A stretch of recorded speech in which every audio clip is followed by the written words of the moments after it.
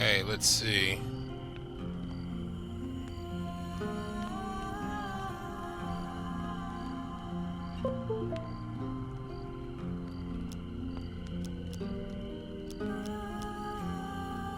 Okay, we got the stream going. Okay.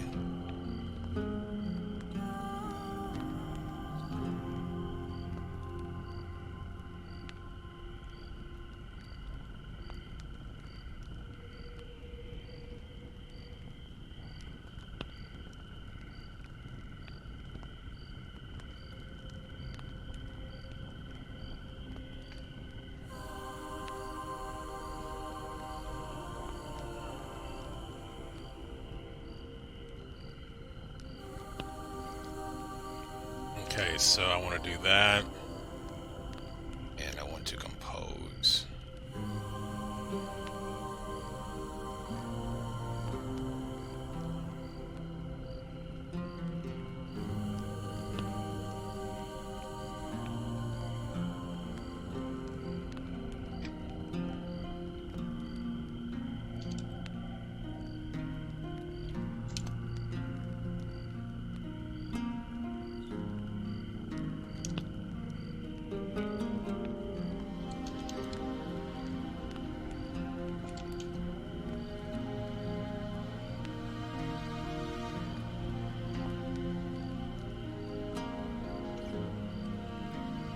I also want to copy this.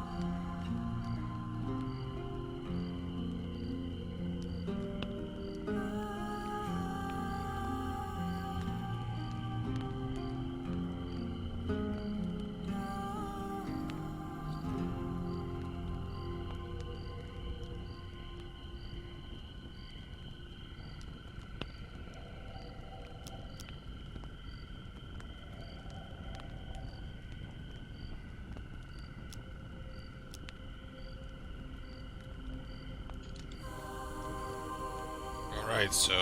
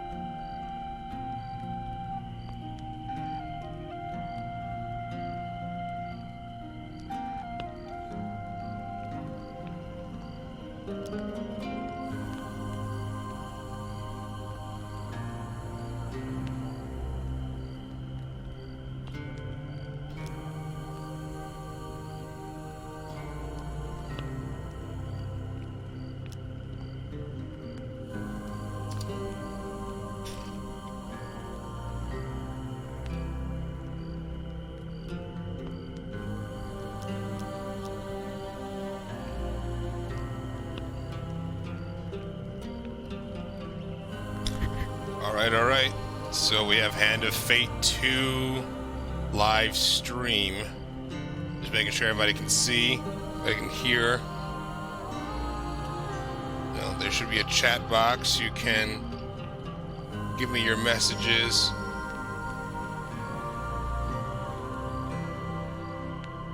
So just let me know you can hear.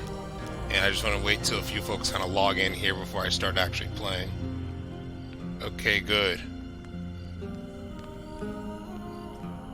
So, we have the excellent Hand of Fate game developed by Defiant. I forget what they're called, Defiant, Digital Defiant, whatever. Australian-based developer.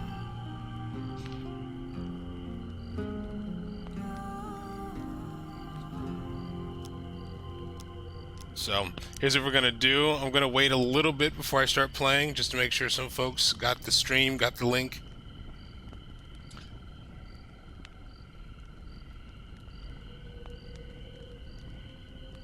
And I do have to maybe check my levels, so just type in the chats, make sure my levels are good. Alright, good. Loud and clear. Okay.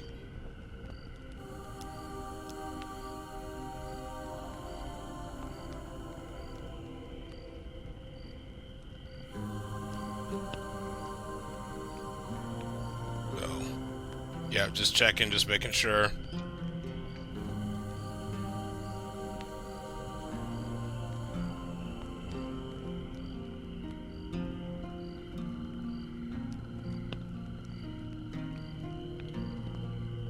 So maybe I should get started.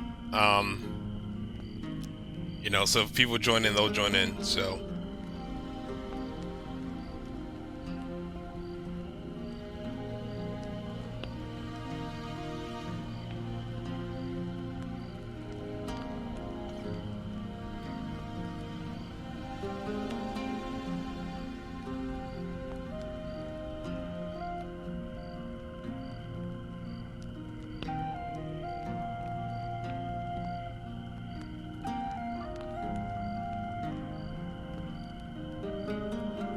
Alright, I'll get started. So, Hand of Fate 2, this game is a sequel, as you can tell. The first game was a really excellent game. It was kind of a card-based adventure.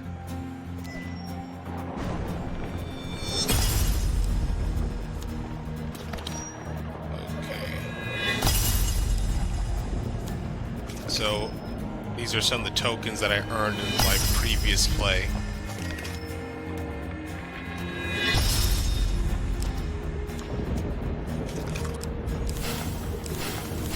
So what we're going to do, we're going to continue through the main story. And for those of you who are just joining in, this game uses cards as encounters, weapons, challenges, so you're sort of moving around a board. And you encounter different scenarios regarding that, so... One sec.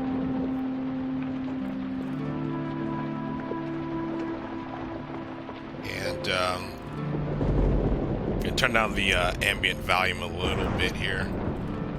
So, okay, so we have different, this is, if anybody who is familiar with tarot knows, this is sort of based on the major arcana.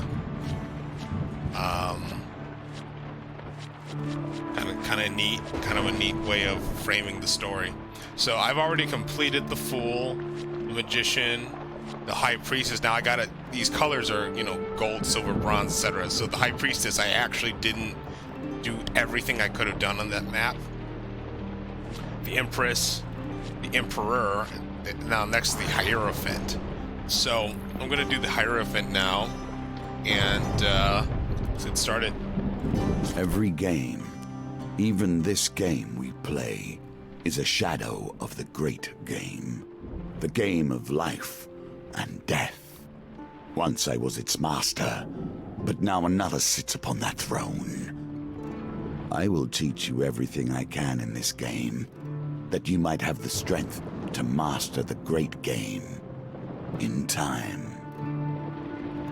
Okay, so you heard that the game master, that hooded man in the beginning, he was like the main boss in the first game, and your main character named Callus in the first game, he defeated him in this game and sort of sent him to hell and back. So he is exacting, this game master in this game is exacting his revenge. That's the sequel. So that's why he's saying he knows this game and he's, you know, all this kind of stuff. So here we are. We have this screen. We are building our deck. So before we go into the map, you have to build your deck. So we have companion, encounters, equipment, and supplies. So always keep in mind what kind of map you're actually going into. So we have the Hierophant. Discover which assassin seeks to kill Father Galfrey. So we need to gold. Information comes at a cost. You collect gold to use for bribes. Tempt fate. Be prepared for dice games. The guild. Take heed. Thieves are not known for their loyalty. So that's going to tell me a little bit of what I need. You're going to need something that's going to get you some gold. You're gonna need something that's gonna be able to fight thieves. So I'm gonna grab this sword. These swords here, these are good for thieves. Also, maybe. Sometimes I like to do their recommendations, just to see. They want the sword, okay. Now the equipment, anything that adds to,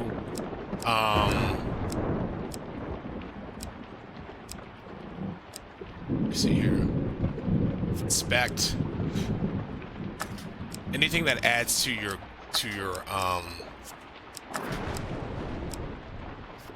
anything that adds to gold. Billy clubs, yeah, that's good. This might actually be a decent build already with this recommendation, but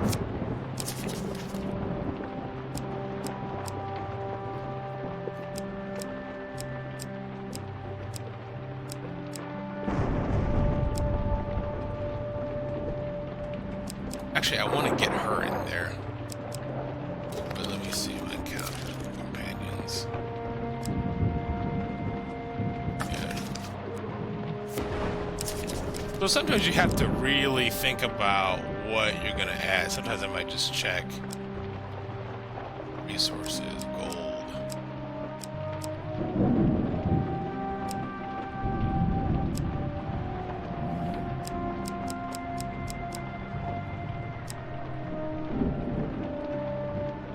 I don't want that. Burning building. I don't want no burning building.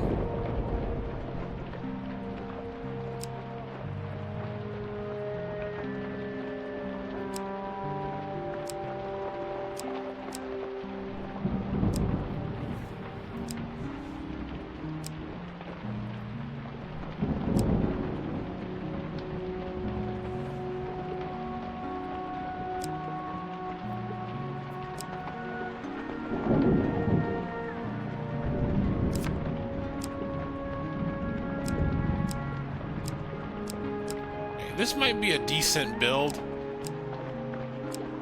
Some of these are a little questionable. Friend in need. I don't know about that. I don't know if I need that.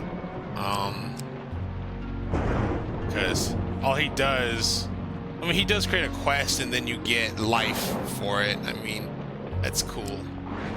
But I'm thinking I need things that I can get gold. This is an ambush. You can get gold here. This is a raider ambush. Yeah, let's do that. I think this might be cool. This might be a good build for this map. Alright, let's start. In better times, it would have been my card here, the guardian of knowledge and the protector of the gates of life and death. Now Callus sits that throne, and miscreants assume the position. Okay, I can read some of these for you. With Malakalyp's encouragement, he's like the mage that came with you. What's a few murders in the grand scheme of things? You find yourself sat opposite the opulently dressed leader of the Thieves Guild. Or one of its leaders. It's a shadowy organization. He takes a sip of wine and leans back to savor the taste. I'm scheduled to be assassinated.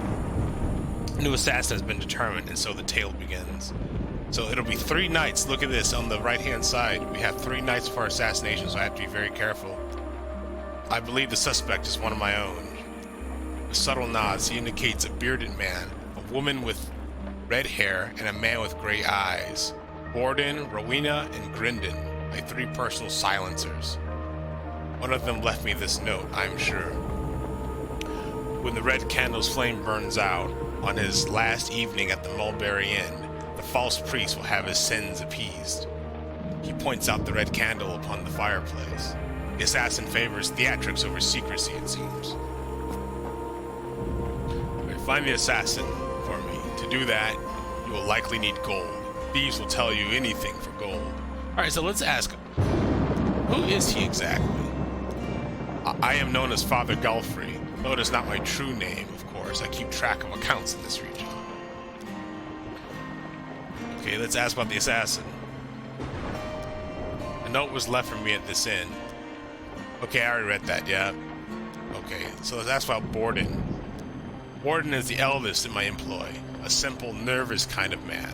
I highly doubt that he would have the heart nor the finesse to assassinate me, unless he has hidden his true name all this time. So, Borden, we know this. He's worked for Galfrey for a long time. Okay, we know that. Galfrey said that Borden will spill more truth when drunk. I'd say you have to pour a few meads into him if you want him to talk. You have Rowena. Okay, let's ask about her. Rowena has been one of my silencers for a long time as I've been in this position, and that is a very long time indeed. Galfrey said Rowena has worked for him for a long time, okay? I asked that she infiltrate the 3rd Legion of the Imperial Army and eliminate their captain. She did so, of course, as efficient as anything.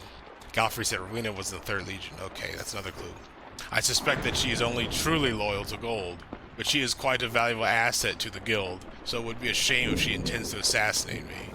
Galfrey said that Rowena will always tell the truth for money. Let's ask about Grindon. Grindon has been in my employ for some time, so he's worked... Okay. He's prone to making the most preposterous claims, many of which are untrue. I'd be wary of his exaggerations, even if he isn't the assassin, and especially when he's had too much wine. Galfrey said Grindon makes wild accusations when drunk. Alright, so let's retire for the night and see what happens. And with that, he waves you away and you retire to bed, wondering how Malakalyp's talked you into this. Okay, so one sec, I'm gonna actually adjust some settings real quick.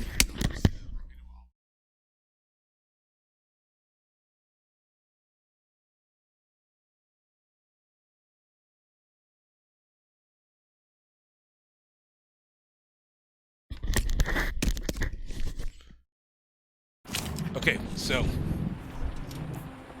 let's check my inventory. Okay, just soldier's sword, wooden shield, adventurer's garb. Okay. Alright, we got the general store. We don't have a whole lot of gold, so we won't be able to buy much. Let's see what they have. Yeah, I can't afford any of that. Okay. Alright, let's just leave.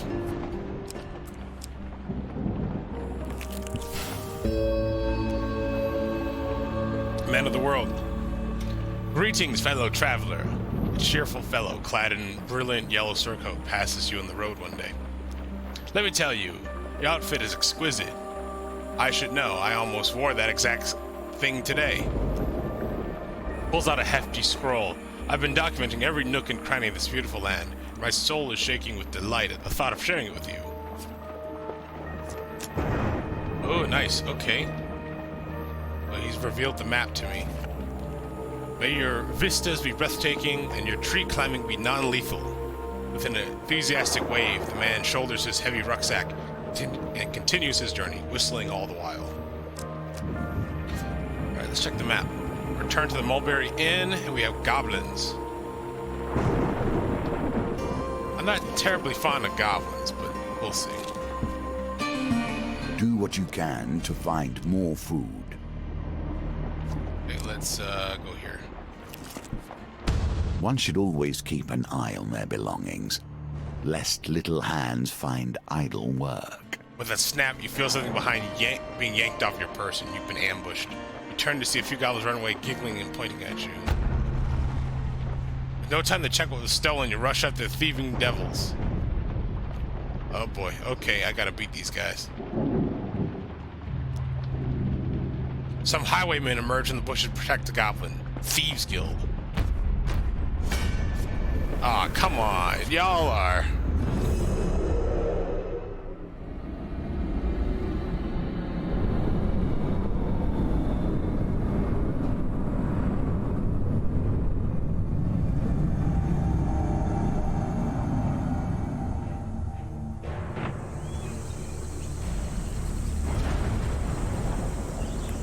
There will ever be a place for small hands and quick wits.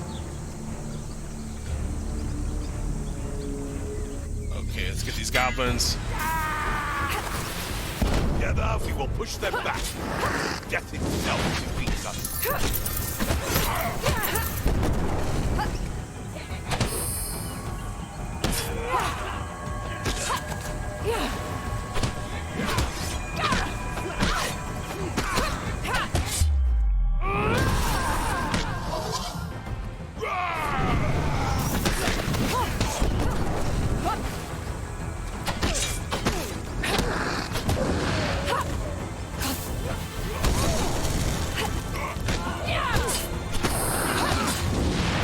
Alright, come on.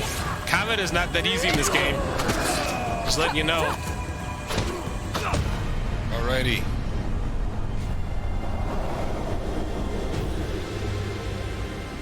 Okay, defeated the goblins.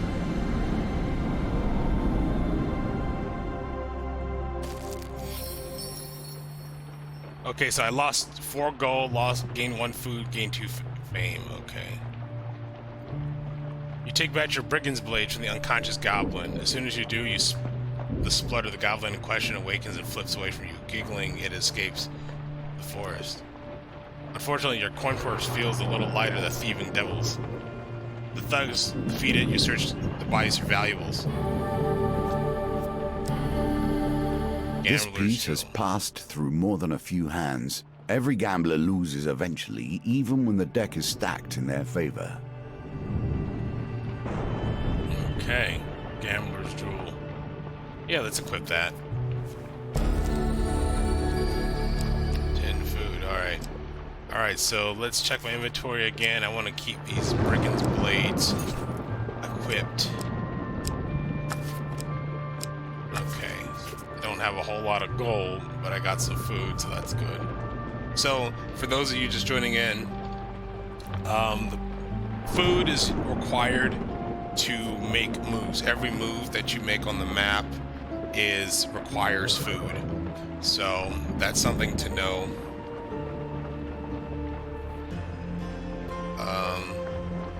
So we'll do that. So we're going to do gonna go to the inn here. Once again, we return to the inn, seeking clues to save a life. When we look into memories, so many things are left unsaid and clouded. Why this life? Why this inn?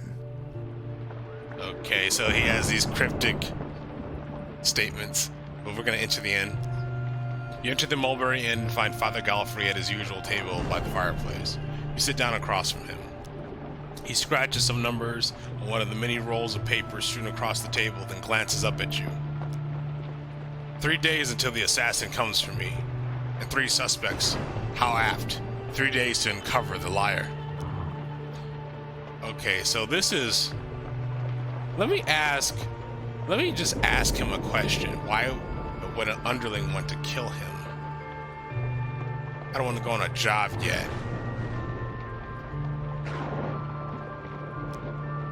We all covet gold. That is why we are in business. No, if someone has paid a high price for my head, and then there's little I can do.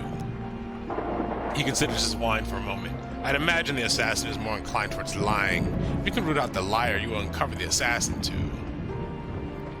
So the assassin will always lie regardless of their personality. Okay, so we got three suspects here. Borden, Rowena, and Grindon. I think Borden is the one who drinks out. Grindon is the one who lies when he drinks. Rowena was in the Legion, if I recall the clues.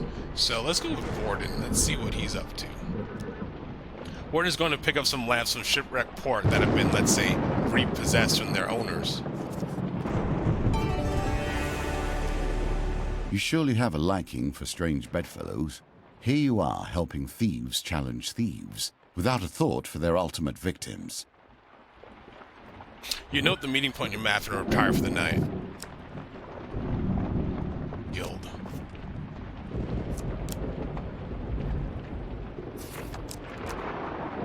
Okay, let's see. I'm gonna check my camp. Good. Take this chance to review the clues you have learned so far. But let's review the clues here. So, okay. Let's reviewing the clues. What did Godfrey say? So, okay. Godfrey said that Borden has worked for him for a long time. All right, we know this. Okay.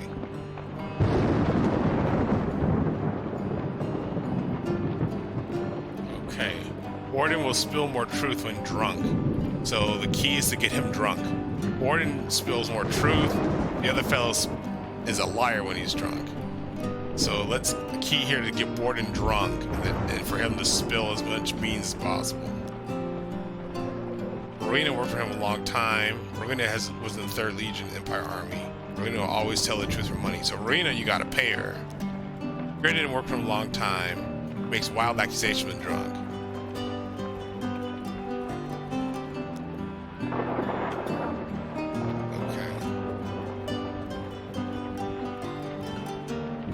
So let's do something else here. I'm getting low, man, on gold. Let's, what if I can sell something? I don't like his prices. I need gold, but I don't like them prices.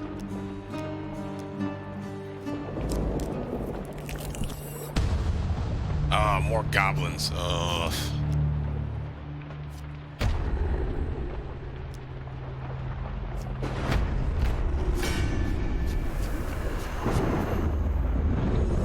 This would actually be pretty tough, to be honest with you, because I don't have a whole lot of gold.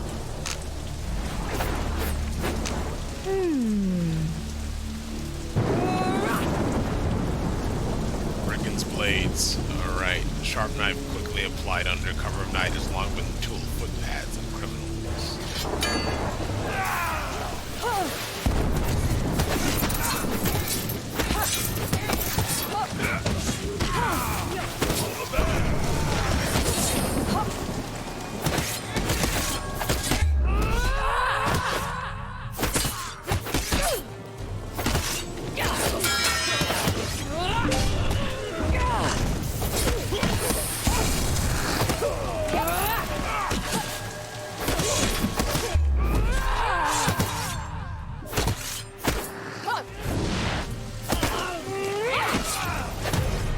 Got him.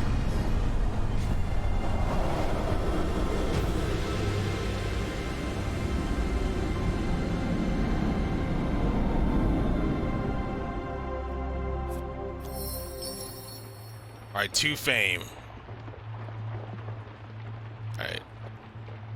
goblins are colluding with thieves guild. Hell yeah, they're colluding. The thugs defeated, you search their bodies for valuables. Okay, get some equipment. Extinguisher. 15 life, good. Alrighty. Okay, we got a distressed damsel. Uh-oh. Now these are traps. In this game, the damsel in distress is a trap. If you do not roll high enough, then you will get some goons that will ambush you. So, all right, let's do this. I don't refuse to help, because sometimes you have a chance Back to gain. the bones. I hope you have learned to be their master. Uh-oh, that's not good.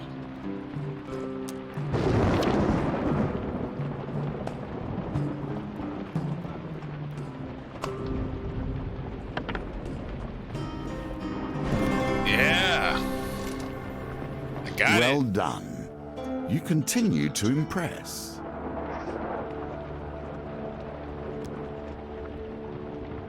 Thank you, the woman says, as you help her from the carriage. Please accept this as a token of my gratitude.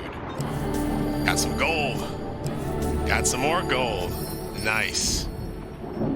That was lucky, man. That was just luck. Let us learn what sort you are. Strong, clever, wise. All right, we got the arm The wrestling. circumstances under which you come here put the lie to that. You enter a competition of strength at a fair.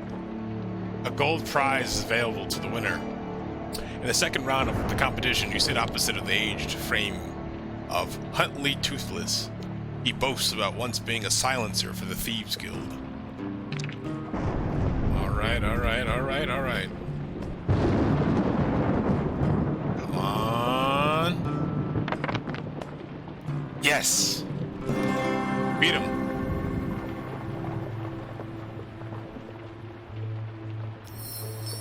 Huntley crumples in defeat almost instantly. You're lucky I'm not 20 or 30 years younger, he says, grumbling. Got some more gold. Got some more gold. You take your reward from the purser on the way out of the tavern. When you return, you will compete in the next round for a larger prize. Okay, very nice.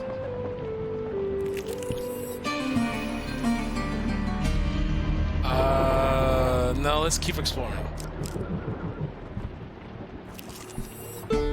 Assassins. I have little love for them.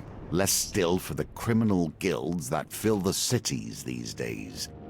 Bankers, thieves, assassins, merchants, kings. Each tries to use their power to control those around them. You travel to the shipwreck port by wagon. You ride in a relative silence, and Borden turns to you and asks quite seriously, what do you think of the boss? I'm proud to be working under such a great man. Let's kind of butter him up a bit. Borden smiles when he hears your answer. Borden trusts you a little more. At the port, you are approached by a pirate bearing a load of stolen lamps. Borden goes to give them a sack of gold, presumably payment. The unusually pale pirate shakes his head. No. He pulls out a rusty bucket and his sword. I want blood. Theirs. Oh, what? Borden looks at you expectantly, as if you shouldn't protest. Alright, here we go. He wants blood. Hopefully he won't kill me.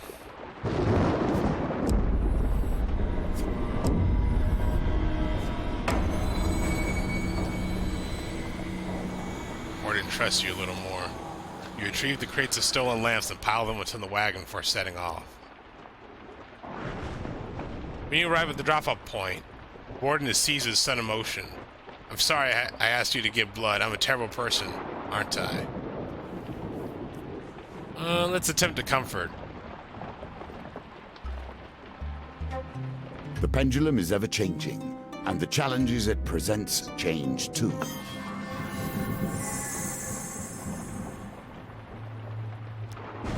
Borden trusts you a little more. See, the whole game here is to gain their trust. So I need to figure out who the traitor is. Borden wrings his hands as if he would very much like to leave. I should go. Let me ask about him. What does he think about Father Galfrey? The boss always makes sure we get our cut. You can't ask for any better, really, in a guild of scoundrels like us. That's what his favorite food. Oh, blackberry tart, or maybe apple tart. Borden begins to sweat, seemingly from the pressure of the question. What about his family? Borden looks sadly to the ground. She left me for a traitor. You don't want to probe any further. That's what his past. I was a farmer before this. Okay, Borden, I don't know. He's a little squirrely, but he seems like he might be an okay. You wonder how much Borden has told you today is a lie. Okay, he was a farmer and his wife left him. That's what he says.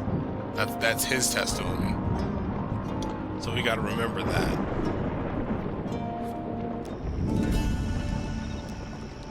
Let's review the clues. His wife left him for a traitor. Of course, Galfrey. Borden worked for him a long time. Borden will spill more truth when drunk. Rowena's worked for him a long time. Rowena's 3rd Legion Army. Rowena will always tell the truth for money.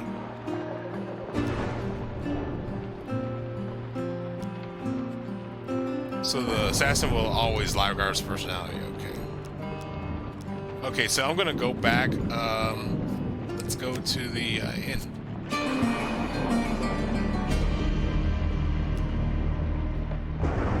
You enter the Mulberry Inn and find Father Galfrey at his usual table by the fireplace. You sit down across from him. He scratches some numbers on one of the many rolls of paper strewn across the table, then glances up at you.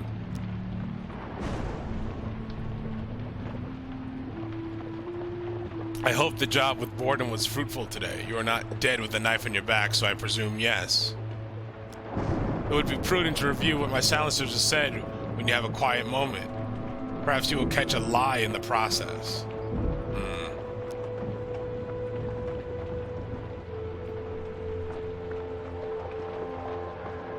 Alright, so talk about your goblin problem. Okay, let's ask about the goblin problem. What's that about?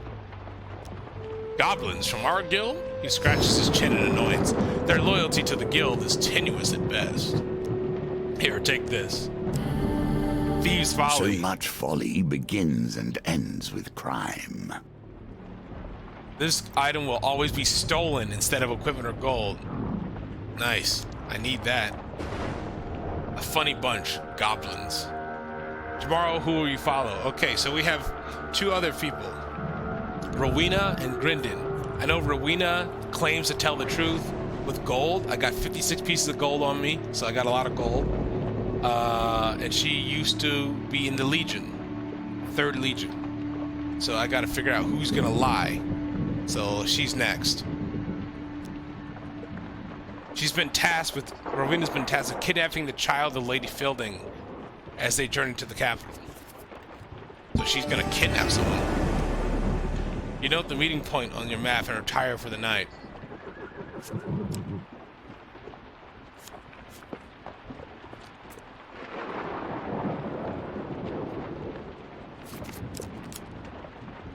Alright, so let's check my camp here.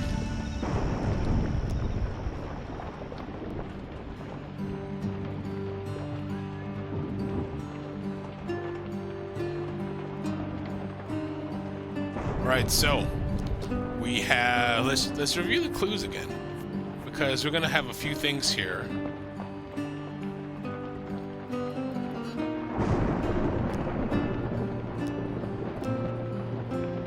Long-time 3rd Legion of the Empire.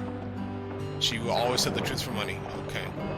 All right, let's go. All right, let's see.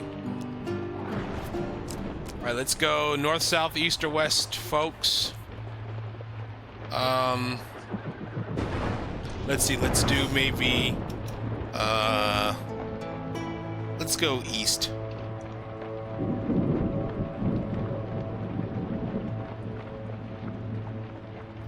Let's go east.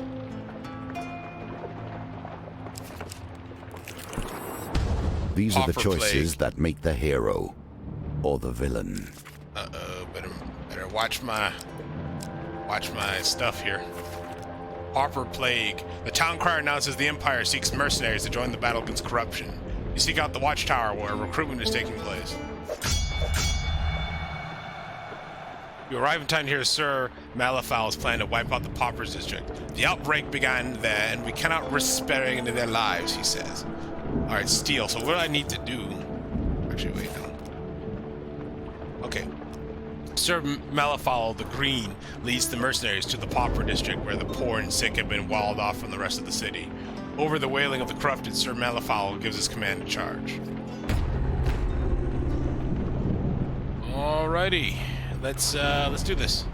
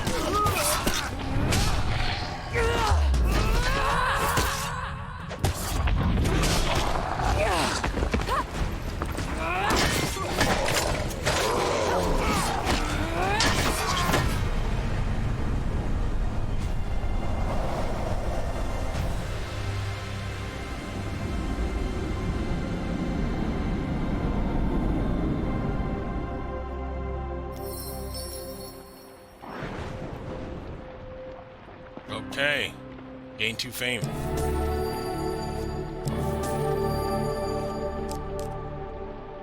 Okay, so I'm gonna pause real quick. I noticed there's a little bit of a stream encoding issue. I don't know if I can change it midstream. There seems to be a little bit of an issue with the frame rates here. So let's see here.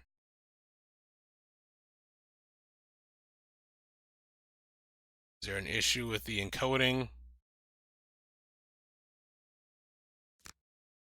Let's see, properties. All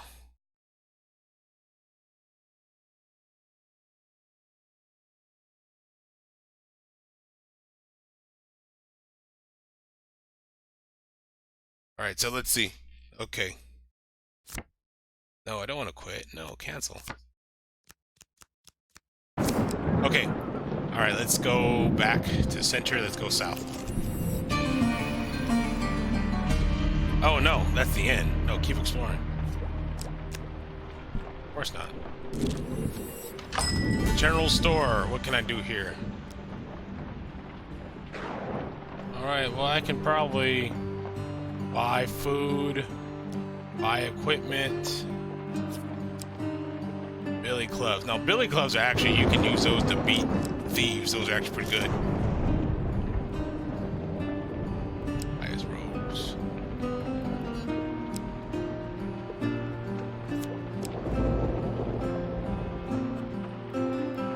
Now, this is actually really good for goblins. This mercenary garb. But I don't quite have enough fame to use it.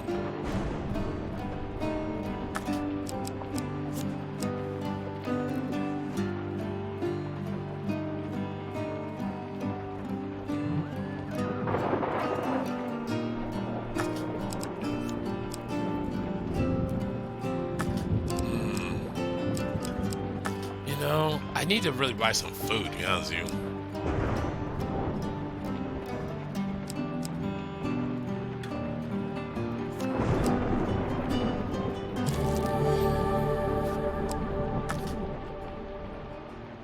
I think that's it. I think that's all I really need. I don't want to buy too much equipment because I don't know what I need to use for bribes. In your life, you will have wandered endless intersections, yet this one sticks with you. Why? What is it in your memory that catches here? Okay. So we have a fork in the road. All the fork in the road does, and see, I kind of wasted a spot in my deck. All fork in the road does, it exposes all the cards kind of directly north and south of you and east and west of you. So,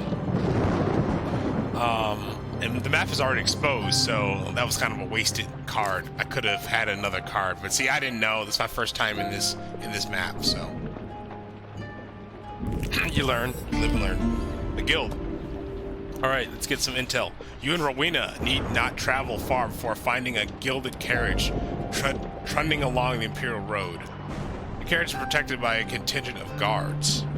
Defeat all enemies before the timer ends and press Rowena. Oh, a guard? If they're guards, then I need to switch my weapon then.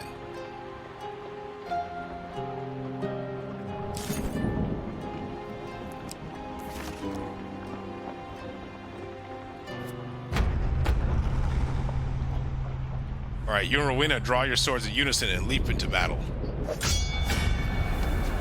Ready.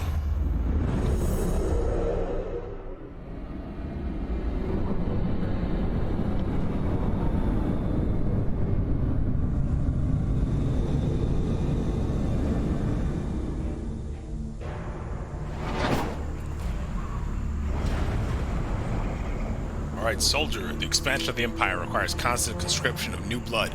Soldiers block all attacks, greatly reducing their damage. Use bash to open up for damage.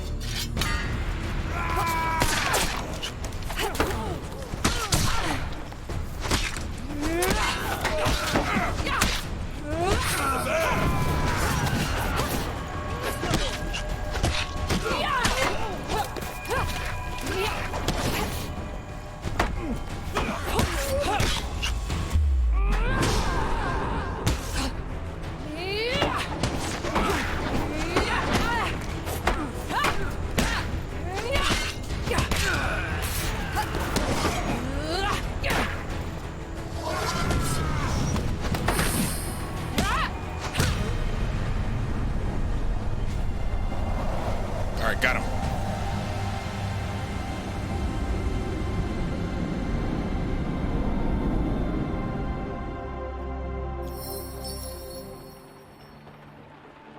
Got 4 fame.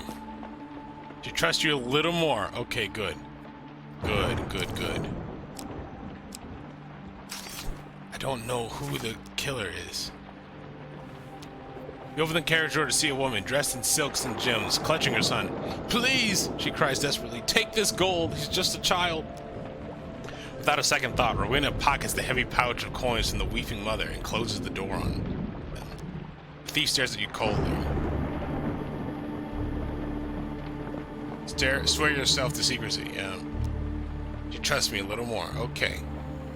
There's nothing else. I have business elsewhere. Ask what she thinks of Father Galfrey. He sits in his finery counting coins. I expect he will do so until the day he dies. She considers you for a bit. I wouldn't trust him so much. He is in a guild of thieves just like us, after all. What's her favorite food? Roasted apple. Ask about her family. I have family in the capital. I do not talk to them. Ask about her past. I joined the guild after I murdered the captain of the 3rd Legion. Rowena said she was in the 3rd Legion of the Empire and killed her captain. Okay, if there's nothing else, I have business elsewhere. Okay, bid goodbye. You wonder how much Rowena has told you today is a lie. Well, I don't think she's lying, but I do think she might have something out for the Thieves Guild leader. And because... this is just me speculating here. The stream's a bit choppy. Okay, I'm getting some word here. The stream's a bit choppy. I've had some bandwidth issues, so I may have to change the stream encoding settings or what have you. But there's a couple things here. Okay, we know Rowena is very money hungry, right? So she's willing to kill for gold. We know that. She just made a comment about the guild leader having a lot of gold.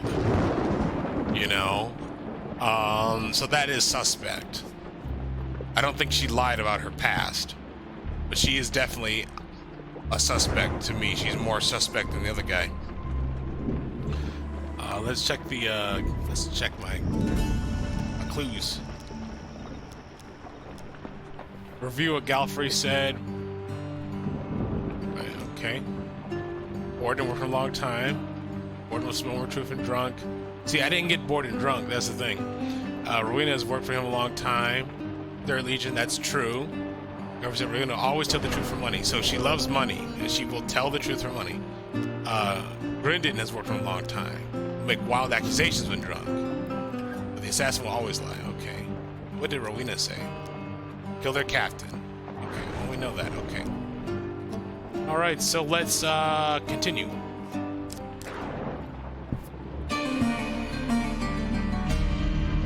You enter the Mulberry Inn and find Father Galfrey at his usual table by the fireplace. You sit down across from him. For once, Father Galfrey is merely sitting and staring silently at his papers. The quill is stationary in his hand. Tomorrow evening I may die. For the briefest moment, fatigue crosses his face. Father Galfrey appears all at once, very old. I hope you will know who the assassin is before then.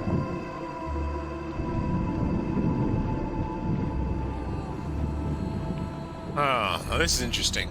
I can go on a job with Grindon. I can ask to borrow gold from the guild's coffers to bribe the suspects. Ask why he trusts you. Let's ask why he trusts me.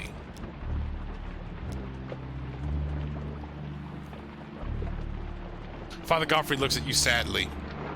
Even if you were to steal the ring from my hand, you could never truly be a part of this guild. No, you do not have the heart for it.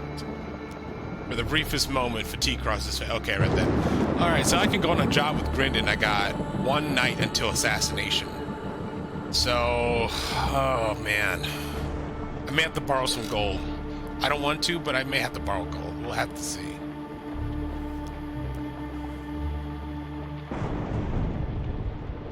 I cannot. I have to lie on the guild's records. Okay. Okay, so I can't do that. Let's go on a job with Grindon. That's about the only choice left. I told Grindon to stake out the castle by Moorhammer Lake for any movement, in or out. The lady of the castle owes us a considerable debt. You note the meeting point in your map and retire for the night.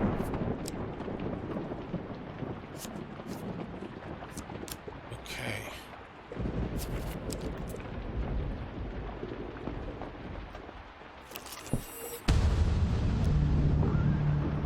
More goblins.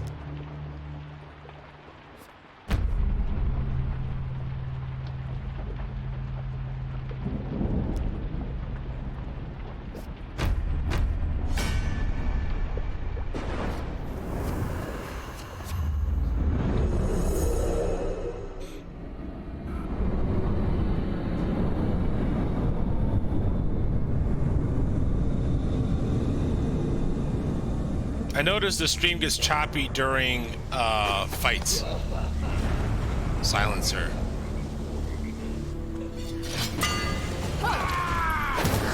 I wish Captain Yenny would do what we must.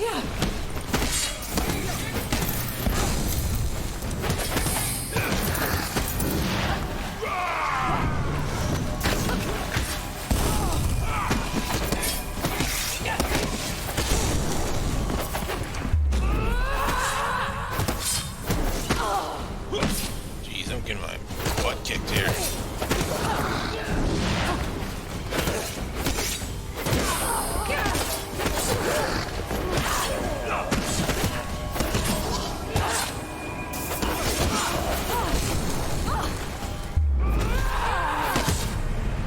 Damn, that took way too many hits in that.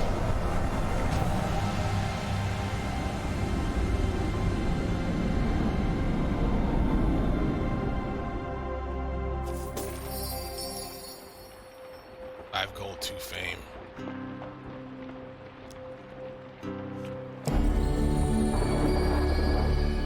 Oh, that's good. Alright, I gotta camp, dude. This is just, ugh.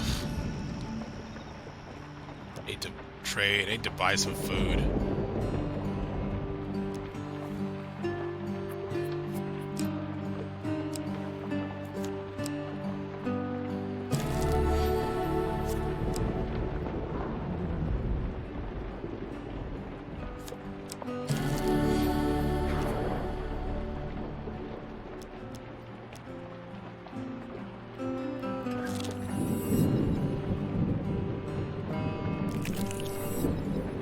get this up to maybe about 50. Yeah.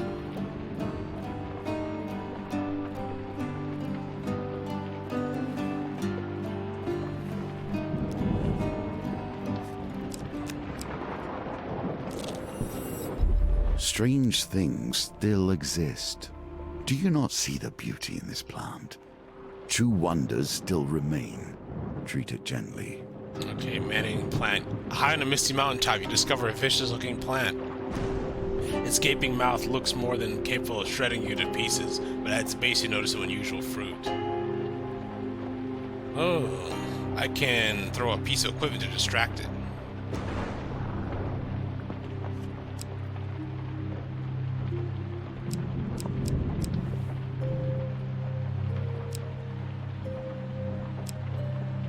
Really, I don't really need the sword, because most of the enemies I fight in this map are thieves, or I fight soldiers.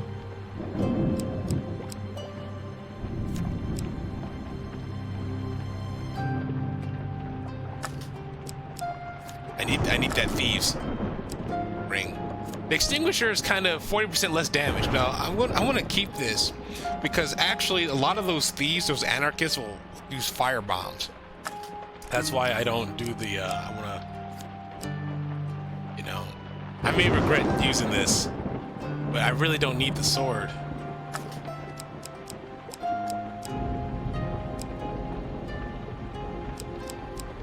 I would prefer to sell it, honestly. But, you know, I gotta do what I gotta do.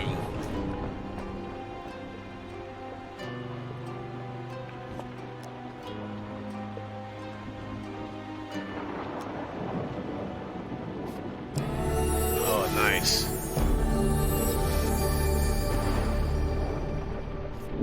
Okay, good. So I got some life from that.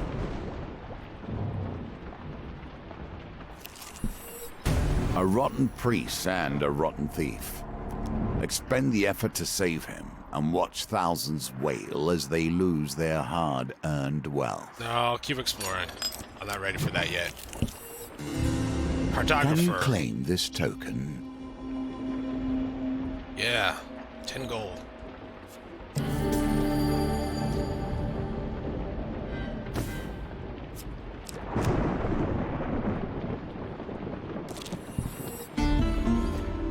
Get some arm wrestling. Okay. Your opponent in the third round is Paralee the Brass Hag. She touts herself as a fearsome pirate, but needs the money from this competition to get herself a boat. Alrighty. Alright, let's get 14. Come on, come on. Yes! Yeah! The Brass Hag cannot live up to the strength of her name and slumps in defeat.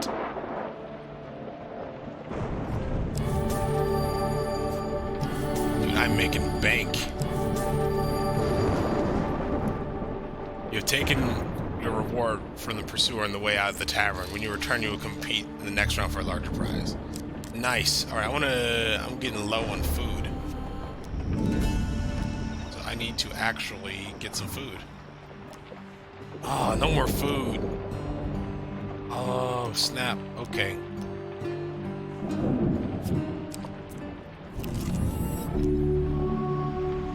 All right, I'm gonna need supplies. That's what I'm gonna need.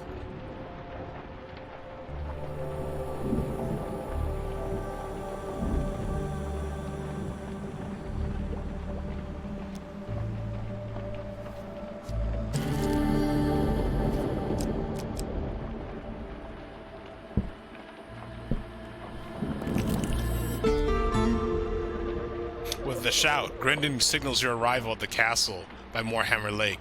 You find some long grass and settle down for the day. Despite being a stakeout, Grendon happily talks quite loudly. You know, my sources tell me the ladies inside is wanted for high treason. He suddenly pulls up a bit of charcoal paper. Would you like my autograph? Say yeah. This he's full of himself. You allow him to scribble his name on the roll of paper. He tucks it lovingly into your hand. Grendon trusts you a little more.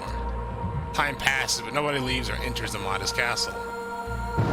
I say, who are you anyways? Grendon retrieves a boiled sweet from a paper bag and pops it in his mouth. I've not seen you around here before. Just say I'm a new recruit. Oh, really? I heard we didn't need any more recruits. That we're struggling to feed the mouths we have already. Grendon squints at you suspiciously, stroking his hat. Tell me, what'd you do to get recruited? Ah, that's so corny. I stole the stars from the sky and put them in his... What the... Oh, that's so corny.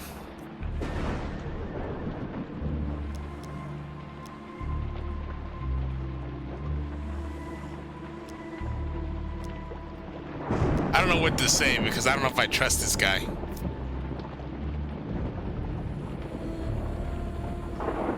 You still... Oh, this is so corny. Which one is worse? If I say that I stole the shoes off Father Galfrey, then he's gonna be suspicious because why would Father Galfrey let somebody get so close to him?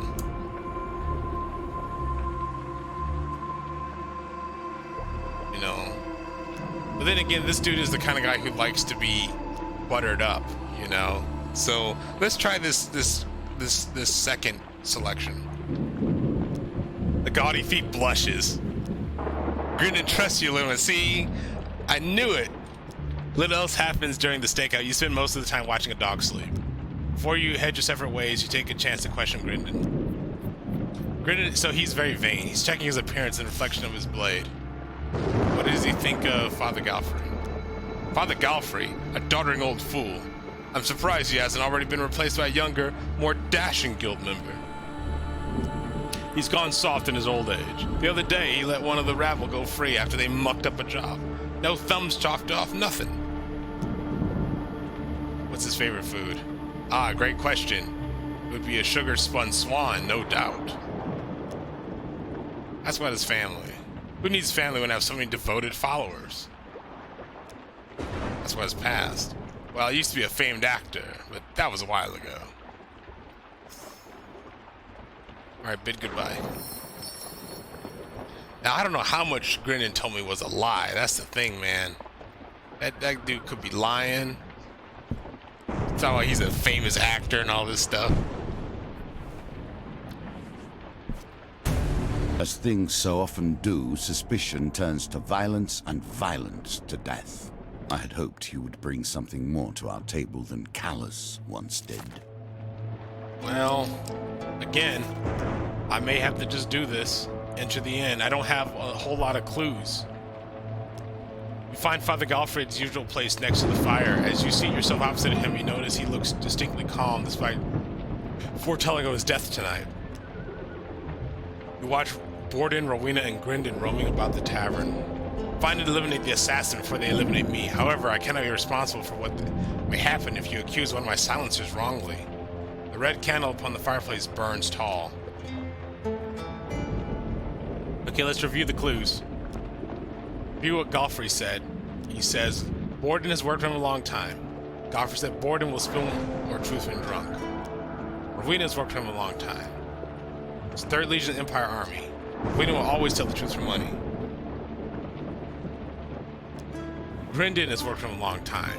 Grendon makes wild accusations when drunk.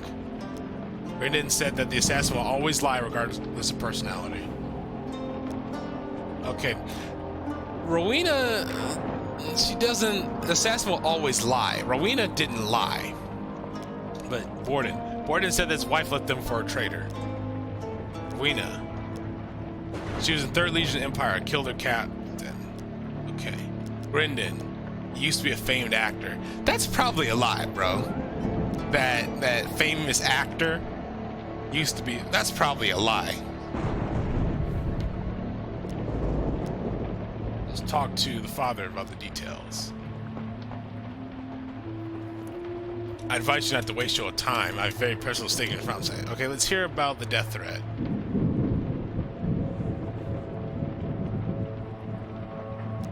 When the red candle's flame burns out and the last thing in the moment and the false priest will have his sins appeased.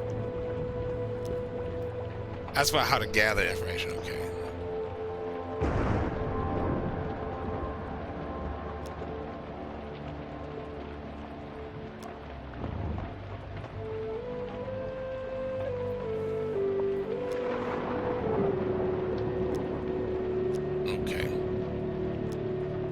So let's approach Borden. Borden, they say he tells the truth when he's drunk. So let's get him drunk.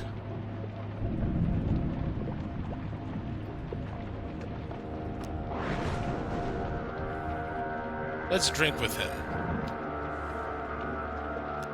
Borden looks happy that you offered. I'll have a mulberry wine then if you're offering.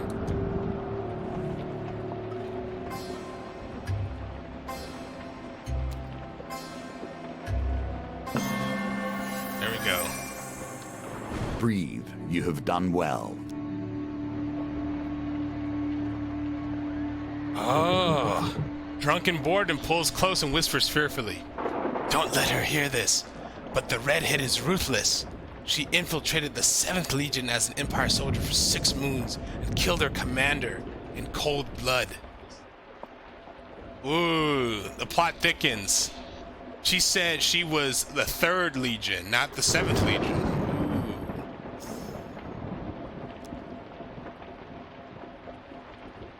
Ah, interesting.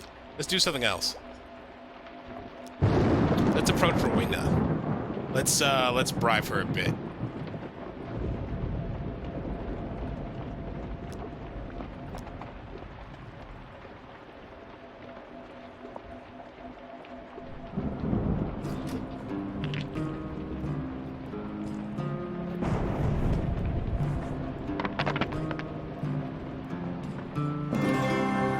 Success.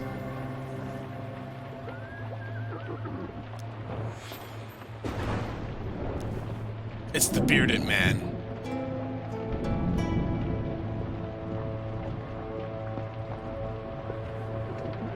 Rowena said the assassin is Borden. Red candle burns tall. Interesting. Well, they say this. Rowena... Okay, let me get this straight. She says the assassin is Borden. Borden says that Rowena lied about being in the Legion. Father Godfrey says that the assassin will lie no matter what. So who's the liar here?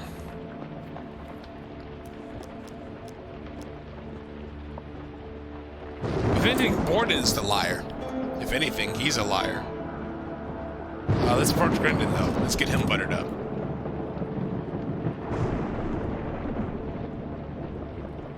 Yes, I heard about the assassination threat from my own channels. Grendon adjusted his hat. I'm very well respected in this guild, you know. Although, the more this man drinks, he has wild accusations. So, let's drink with him and see where he can go with this.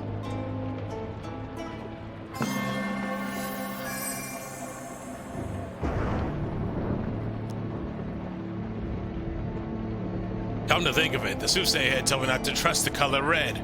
Rowena has red hair. Grendon claps his hands as if that settled the matter. Well... Okay, I can get more clues, so we have 5 more clues. So maybe I can pay him.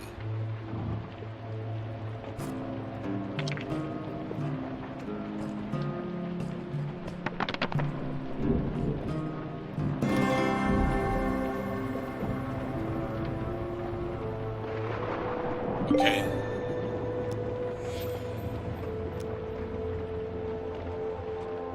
Borden murdered his wife, you know, sold her to desert nomads.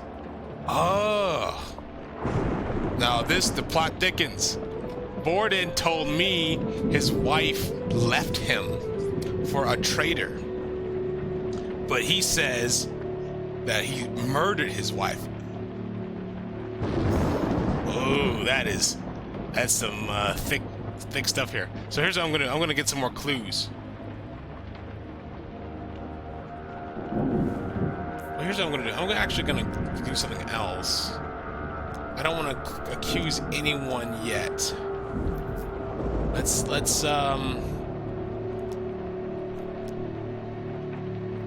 bribe her with some more information. See if I can get some more info from Rowena.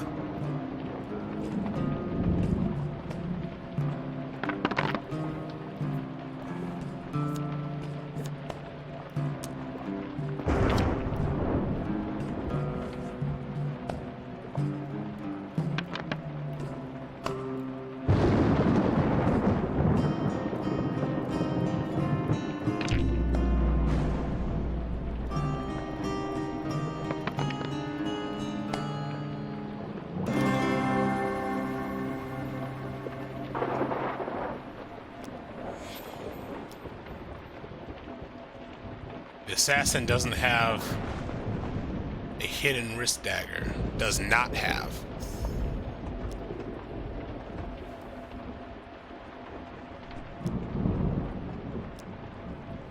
She doesn't. So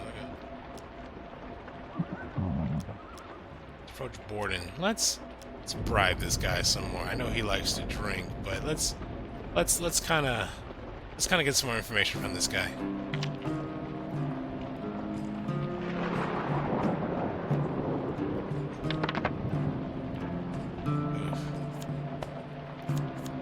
Man, I'm not getting any good rolls.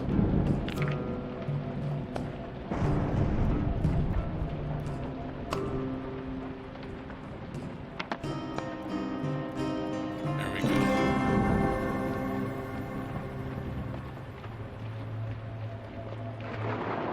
Okay. Borden begins to sweat at your questioning. I'm not sure. But if I were to assassinate the boss, I would use the wrist dagger that some in the guild opt to use. Borden says the assassin has a wrist dagger.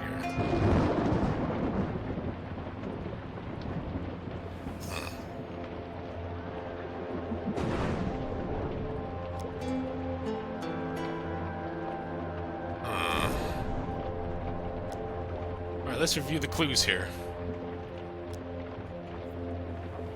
Borden, his wife left him for a traitor. Borden drunkenly said that Rowena was the 7th Legion of the Empire and killed their captain. That the assassin has a wrist dagger. Rowena, she said she was in the 3rd Legion. And the assassin is Borden, and she doesn't have a hidden wrist dagger. The assassin does not have a hidden wrist dagger. Brendan, he used to be a famed actor. He said not to trust the color red, or to murder his wife. Ooh, this is getting kind of dicey. All right.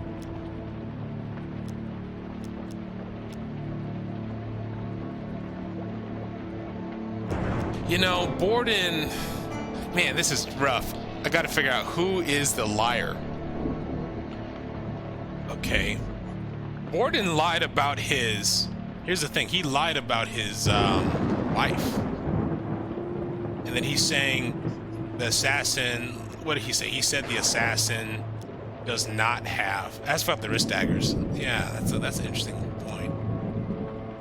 It's not uncommon for silencers to wear wrist daggers. Only Borden doesn't have one, I believe. He says it's not honorable. Can you imagine that? Honor among thieves. Okay, so Borden does not have wrist daggers. Hurry now. The moment is almost here. Make your decision. Oh boy, okay. Let's read clues.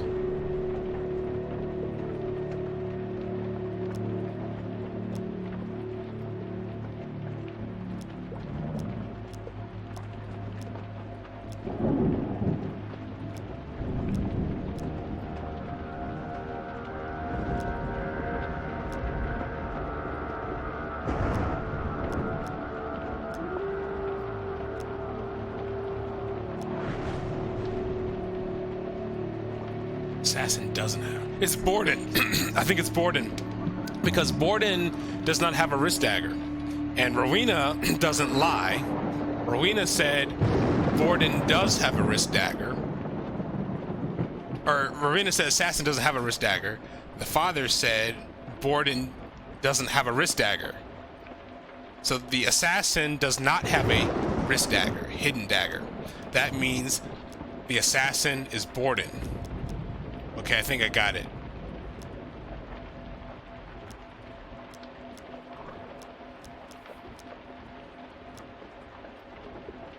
Borden's nervous demeanor disappears in an instant.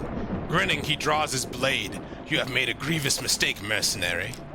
Ooh, we got it.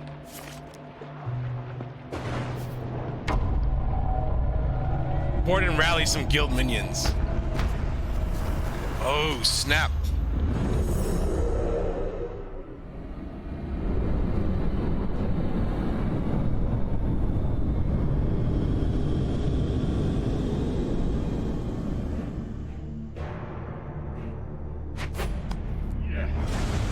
unsupported. Follow Garthi's faithful servant.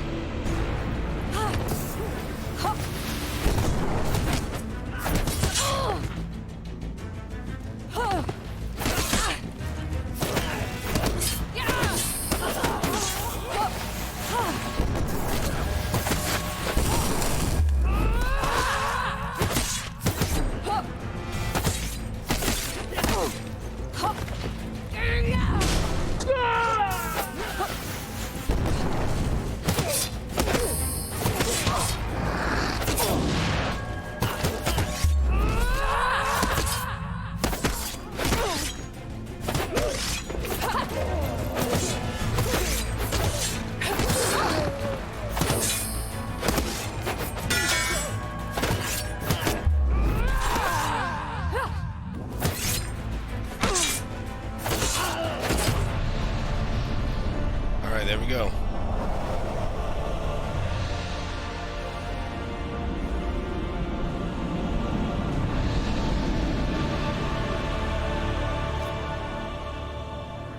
As the violence subsides, you realize that Father Galfrey is standing next to you, enjoying body Ghibli. Such a shame. I thank you for your services. He places a heavy bag of gold in your hand, returns to the seat by the fireplace. There is still a chance of completion, but no chance of perfection now. More cards, more choices, more tokens to unlock. Borrow, Fallen Treasure, Soothsayer, Trading House, Dark Alleys. Right Victory, Thieves Folly, Mask of Holy Fortune, Sacrificial Blades, 10 gold. That's why I like Merchant's Ring.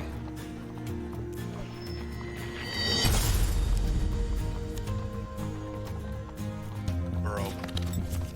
Okay.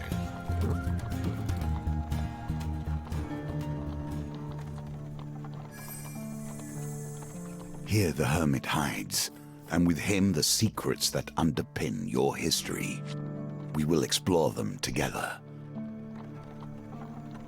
Okay, so we just completed one of these maps here. We could do another one, but I know people in the comments are saying that we're having a bit of issue with the streaming, so that's a little unfortunate. I wonder if I can change some of the settings here for you. And I'll see what I can do, so.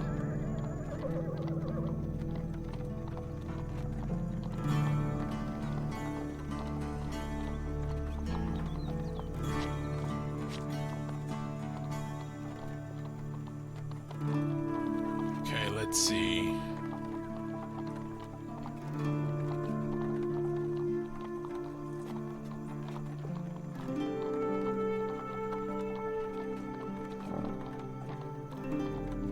I apologize if there's any issues with the streaming. So that must be on my end. But okay, so we just completed the Hierophant. And there's different modes in this game, for those of you who don't know. There's the adventure mode, there's the campaign. The next is the lovers, right? Just like the tarot. So the lovers, what's this about?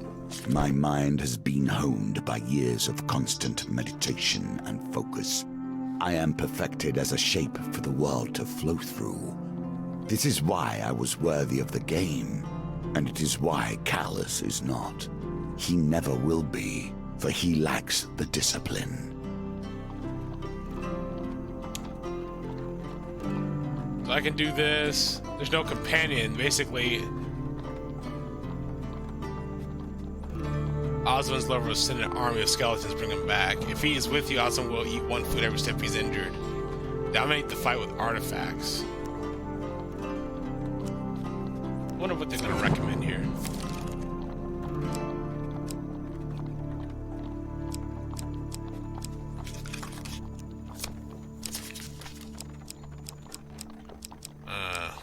You know, I don't really understand this map. I may want to just do a like a regular like adventure. What's the adventures about? You got the map makers, you got the servant. What's the map maker about? Oh yeah, this is the DLC. This is a story yet to be told. Let us take a glimpse into the future, and with it learn of lands beyond death. Yeah, so that's the that's like the DLCs. We can also do endless, which might be fun. And we'll see how far we want to do this. So we have the road ahead may be long and treacherous. Will you endure the turns of cruel fate with strong steel and fierce pride? Perhaps your death may count among the legends. Yeah, endless. The endless game. Let's see who we're gonna have as our companion here.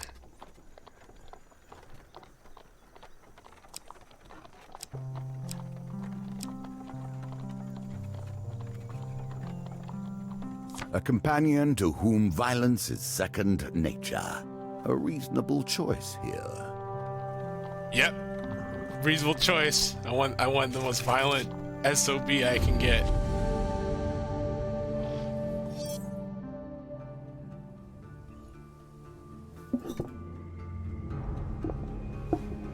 The game we play is no longer bound by time.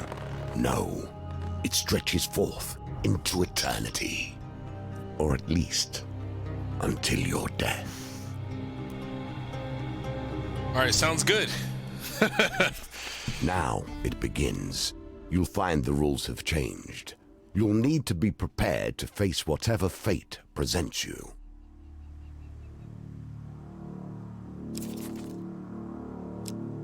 You just got a sword and board, and just basic equipment.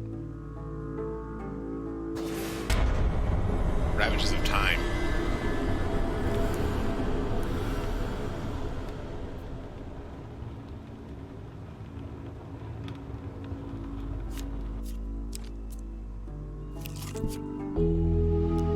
The Old Maiden. First thing I'm gonna ask for the Old Maiden, I'm gonna need some. I'm probably gonna want life, because if this is an endless journey, then the life is the main factor. Then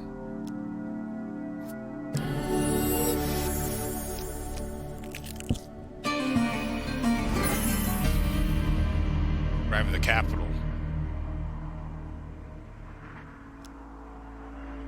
This card will determine the enemy you face at the conclusion of this section.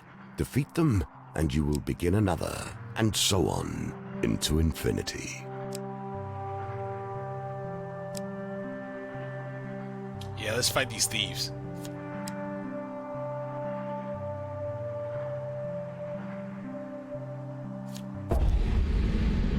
I have reason to believe that an assassin has infiltrated the Emperor's court. Imperial Captain Finric tells you over a quiet ale. I don't think I have to tell you how disastrous this would be. There are unsavory types in the city plotting the downfall of our government.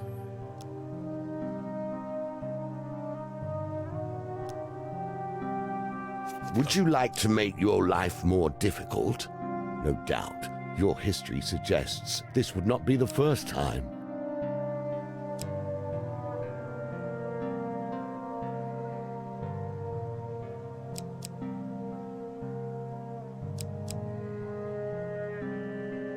Okay, let's see.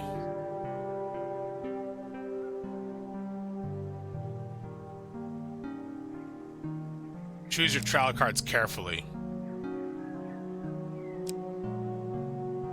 Well, I tell you, I want life. This is also good.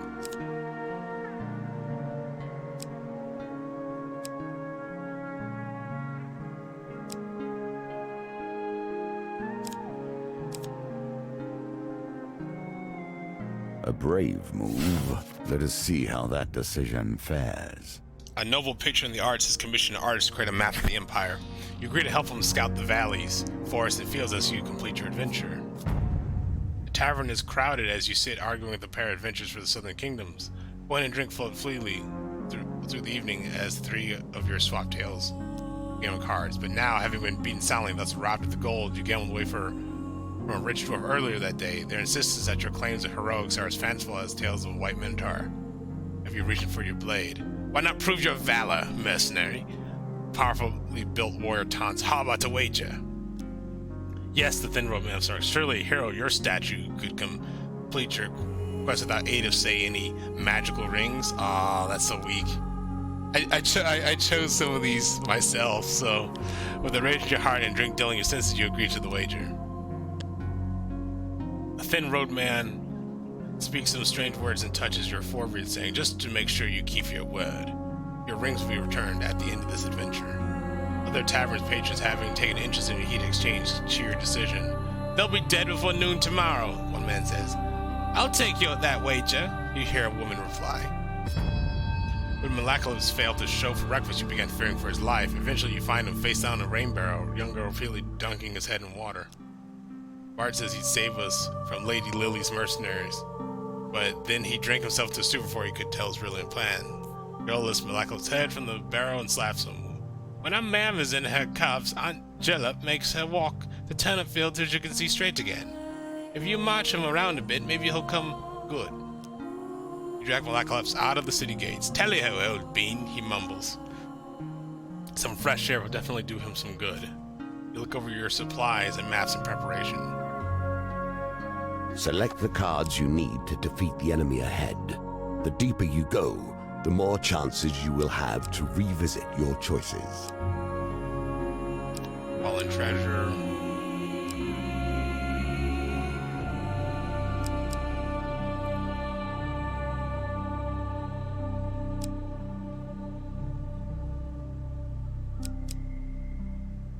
Make your choices and consider what must lie ahead. Encounters.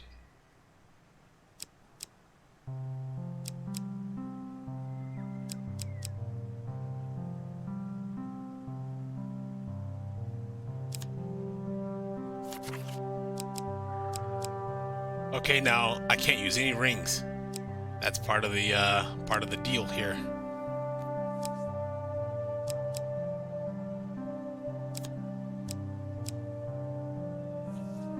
Oh wait, no, let's move that, take that back. Oh, why'd I do that? Shoot.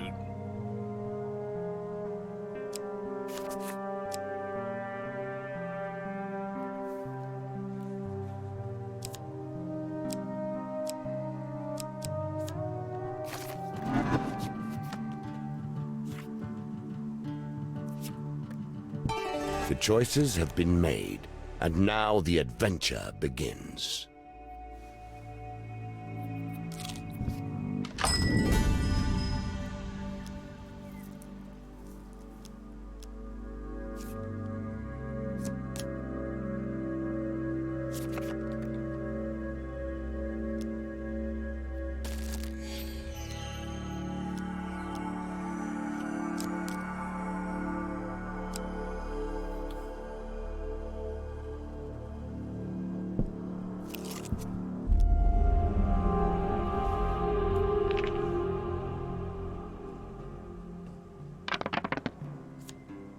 That was so weak.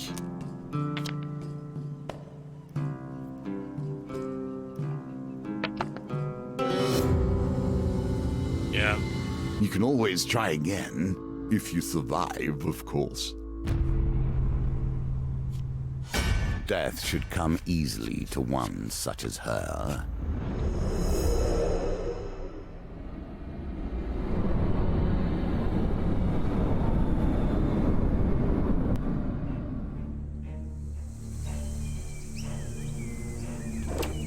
You have to stop helping people. It always ends up like this.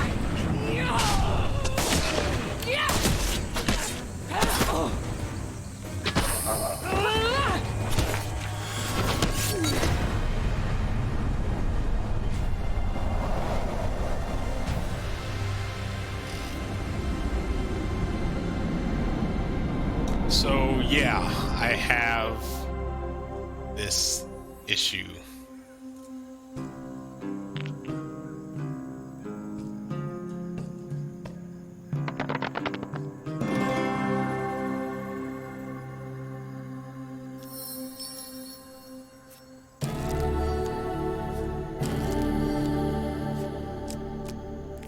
Consider what you need to progress here, and leave behind anything you can do without.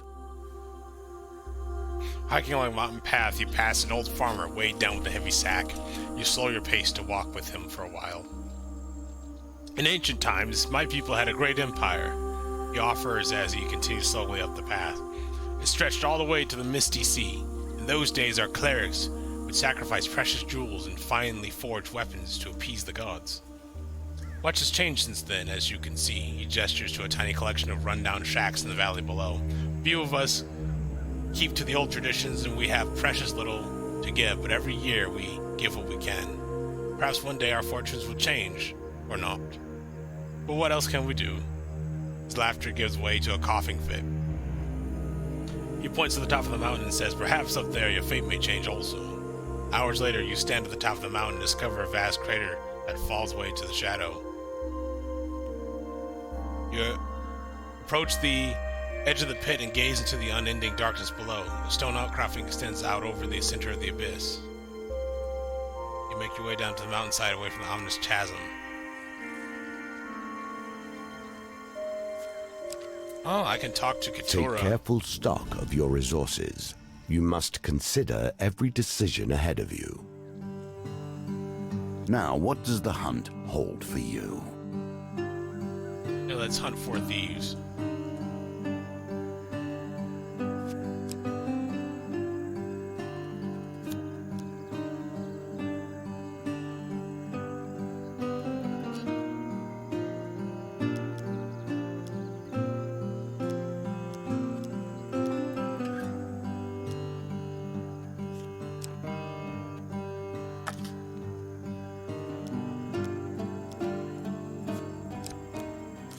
Every choice leads us down new paths.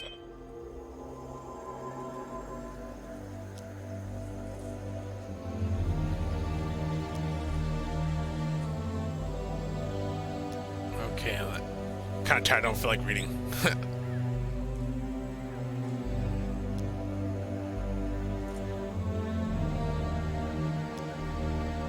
Ah.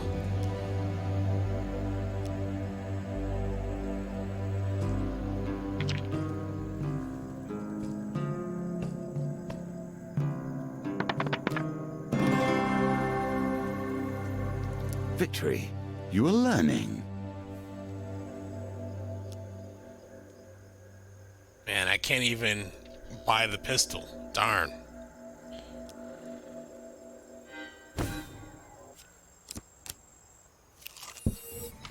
Use the Empire to provide the fodder for your own challenges. I understand. You visit your contact in the Imperial Armory. You must be planning for trouble if you've come to me for help, he says with a knowing grin. Tell me, who are you hunting? I'll see what I can in the vault of contraband items. See thieves. Tell me you're hunting thieves. Not an uncommon practice these days, he comments, heading towards the vault. Yeah, Billy Clips. Oh man, I can't even buy it. I don't have any money.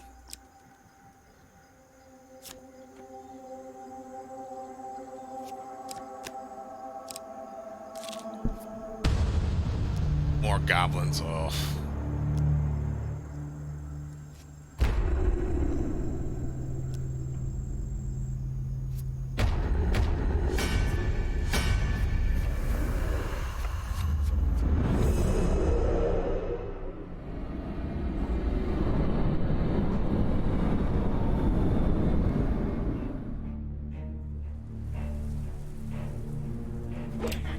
I'm no happier to be here than you lot.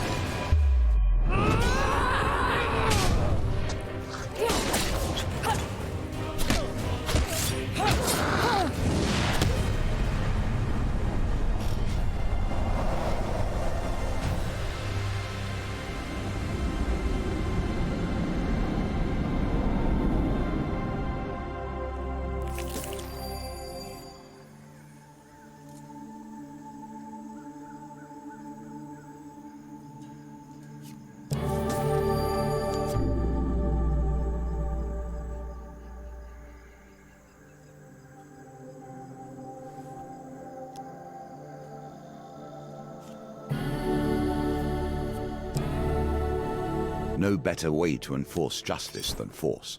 All law follows from might.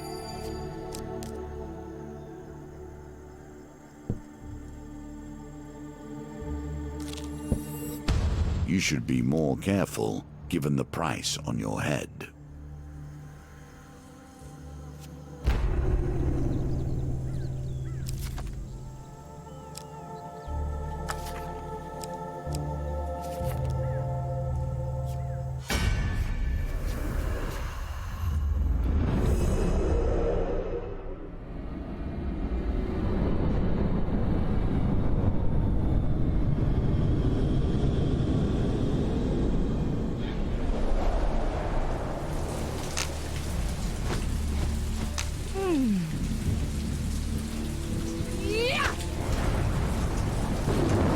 These entwined gloves have been sent to Imperial Task for Century now, okay.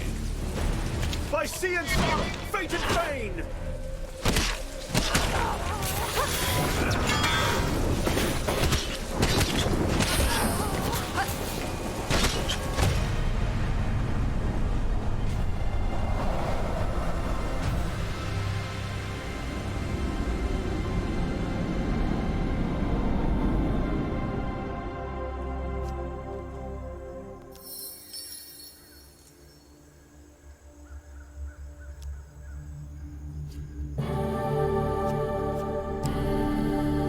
Nothing like carrying an aura of purity unearned to give the game away.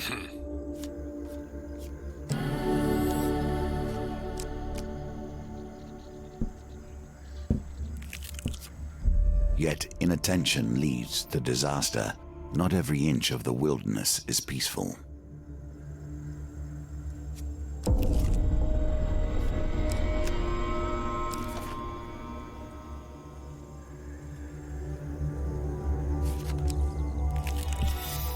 The game often offers you a choice. Sometimes they are both poor choices, however.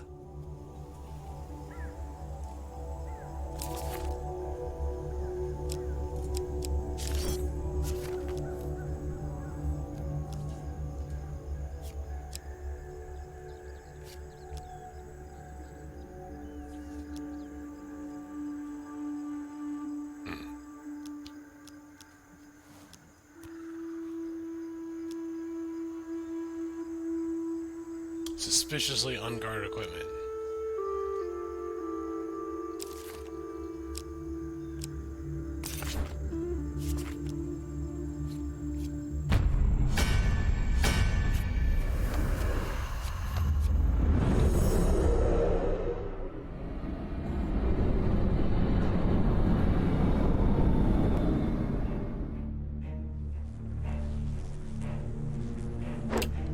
We could have simply walked away, but no!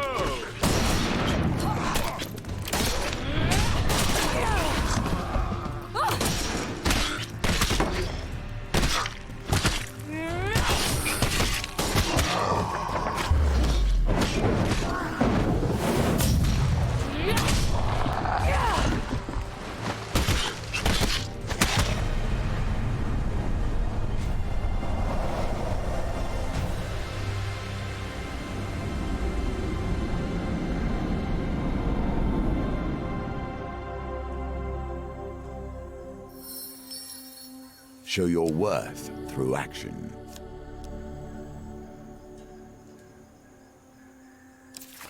Yeah, I better watch this equipment. It's getting damaged. So maybe I ought to keep a sword.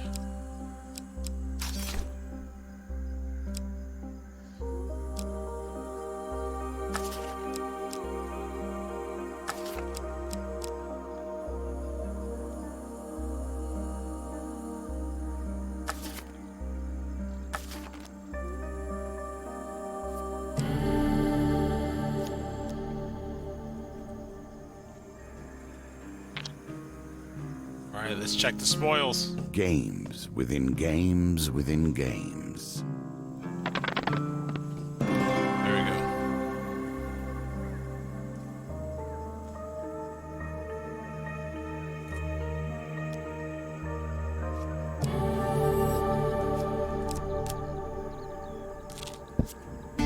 It is a kind of miracle. The Empire has done their best to purge this world of everything strange and wonderful, and yet the strong remain. You see some treasure lying just inside the den of a family of claw trolls.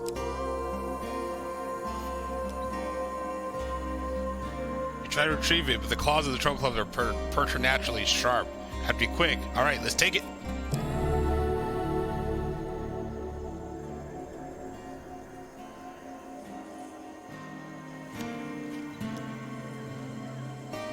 Retrieve the item, but the club trolls are enraged at your intrusion.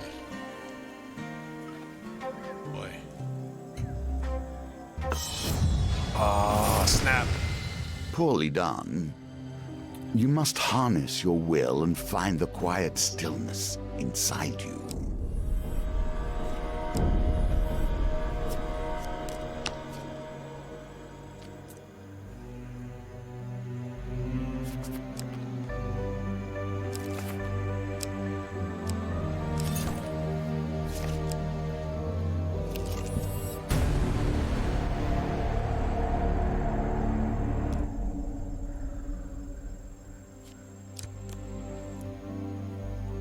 Actually, there's one thing I can do. I can do camp.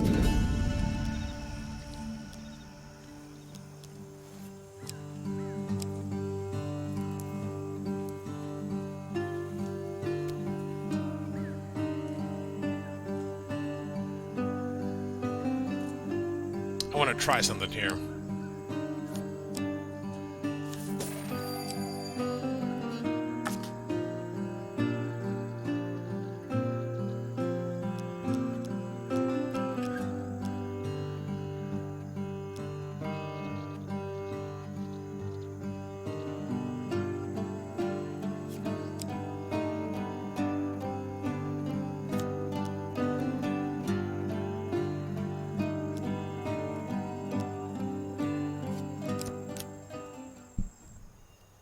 I'm gonna go back to this space over here and get her gun. The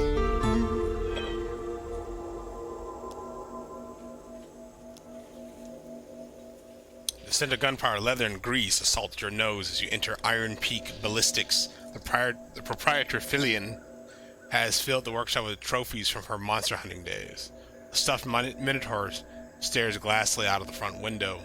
On the counter, a polished turtle shell holds fresh flowers, and everywhere, resting on shelves and hanging from display racks, are the firearms that have made Filion a wealthy woman in her twilight years.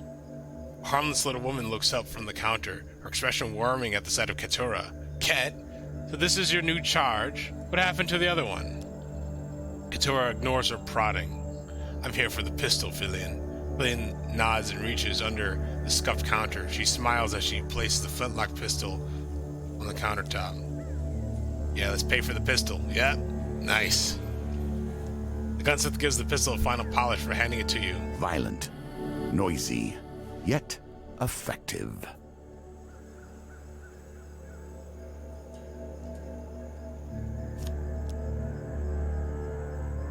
Some restless skeletons have taken to loitering behind the shop. Old enemies, former lovers.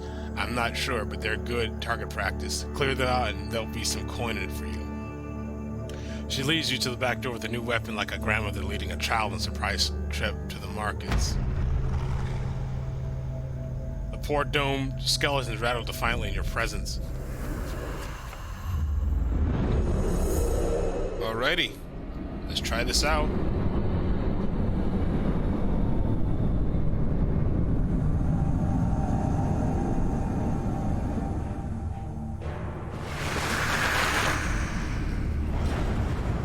Return, raised from endless sleep to fight once more. Skeletons are weak, but come armed with an assortment of equipment, making preparations for combat challenging. Vulnerable to holy.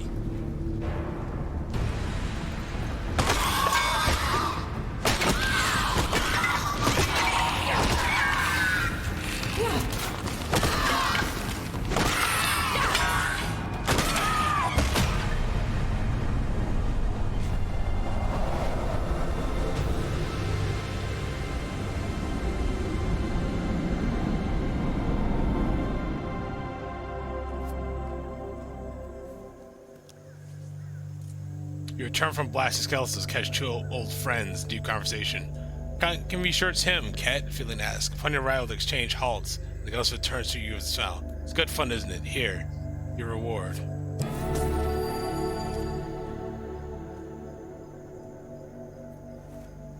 See that sparkle in the eyes, Ket? Philian says to her old partner.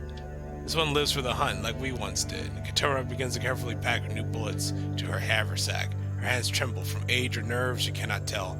With a violent jerk, a bundle of parchments spills from the bag. Bounty sheets, dozens of them scattered on the floor. Bend down to help gather them up.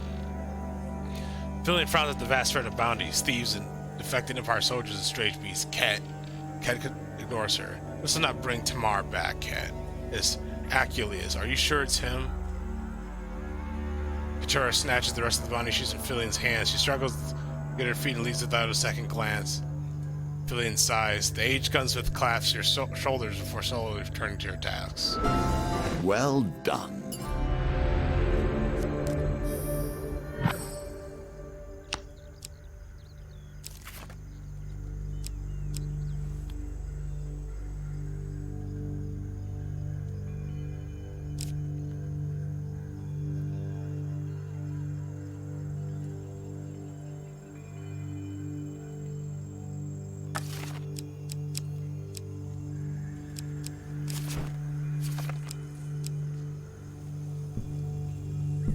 Okay, so we're gonna continue and end this map. You wanna go to the camp? Never mind, I don't wanna cancel.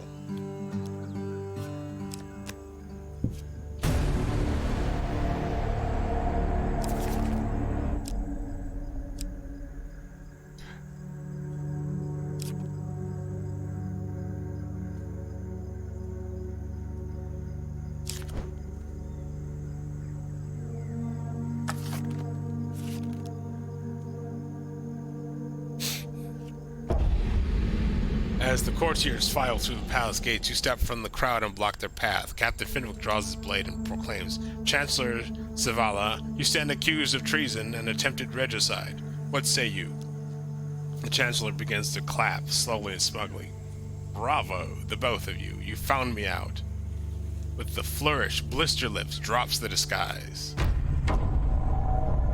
It is I, Blister Lips, and if history remembers you, will be as the fools who failed to prevent the Emperor's death by my hand. The courtiers draw knives from the hidden recesses of their robes and advance on you.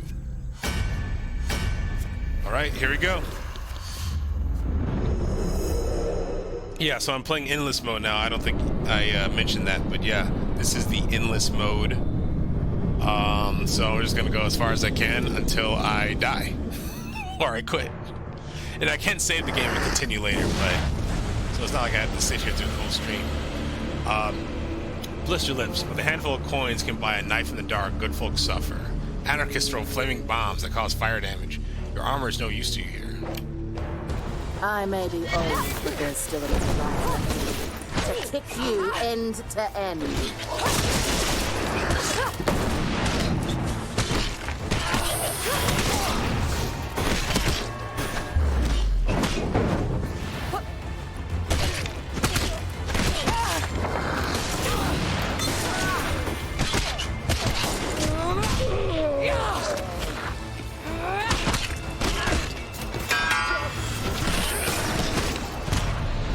Got him.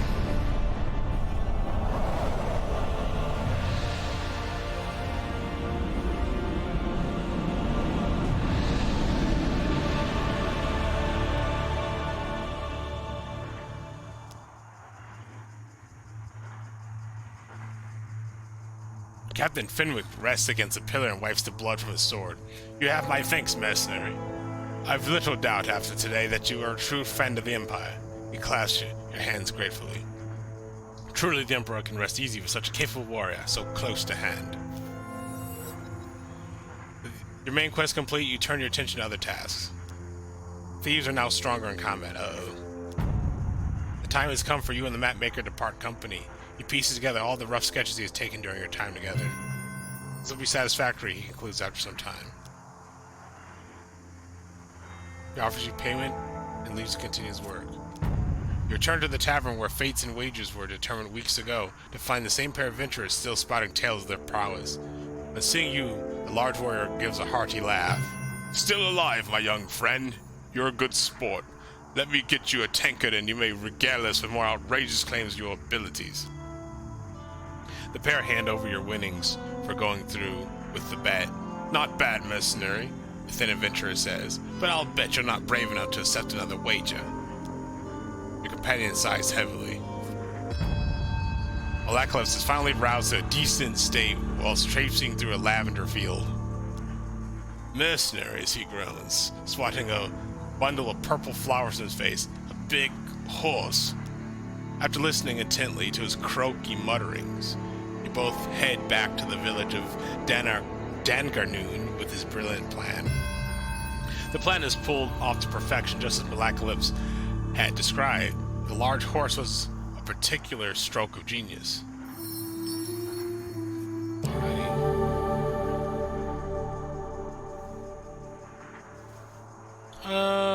Let's see. Mask of Fortunes.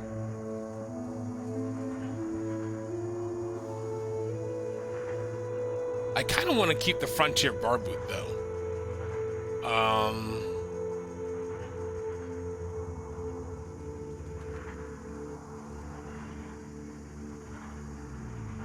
I don't want to equip the mask right now.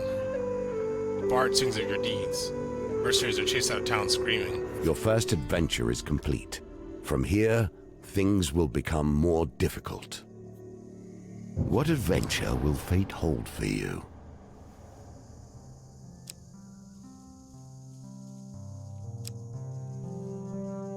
I think I'm gonna do this. Shadow Games. Time has passed, and now creatures of shadow begin their return to the Empire. One moonless night, your sleep is interrupted by a startled yelp from Keturah. As you draw your weapon, you catch a glimpse of your companion being dragged off to the forest. Oh snap, I gotta watch this.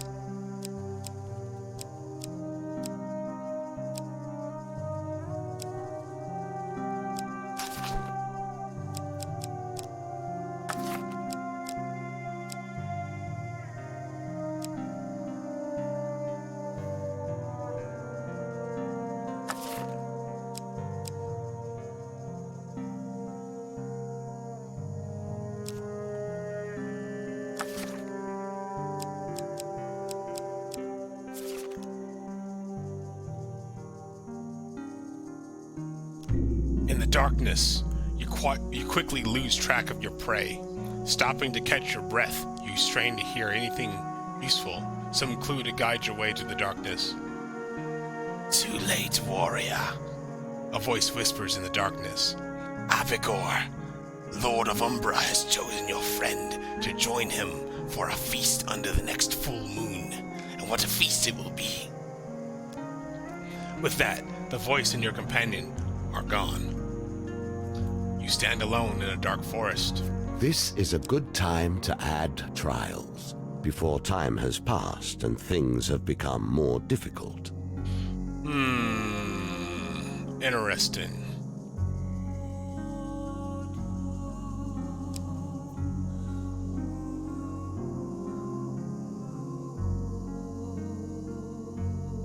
I can do the goblin favors, deliver 2 artifacts, you get a unique artifact and you -1 equipment, deliver 2 weapons, plus 15 gold, +1 curse if you lose.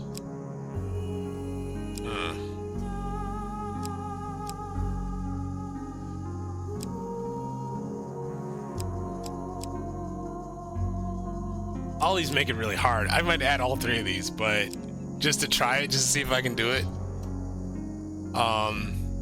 Carnival of Slaughter. This is, what is this? Basically, discard 2 weapons at the end of the current adventure.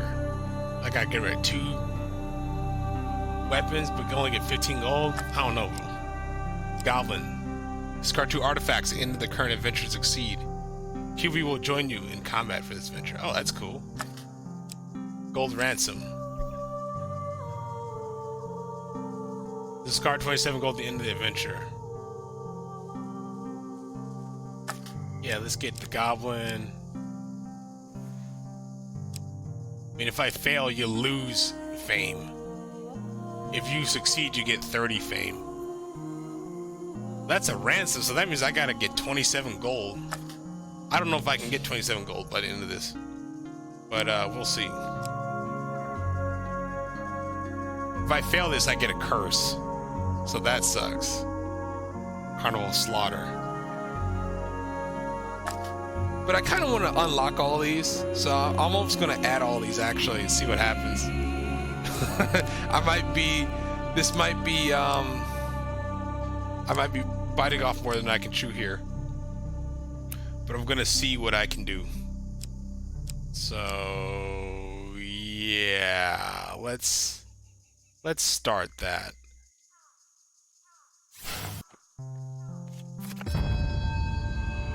While perusing a local market, the goblin, poorly disguised as a human, bursts from the barrel of herrings, spilling a wave of fish at your feet. My name's Mr. Lionel.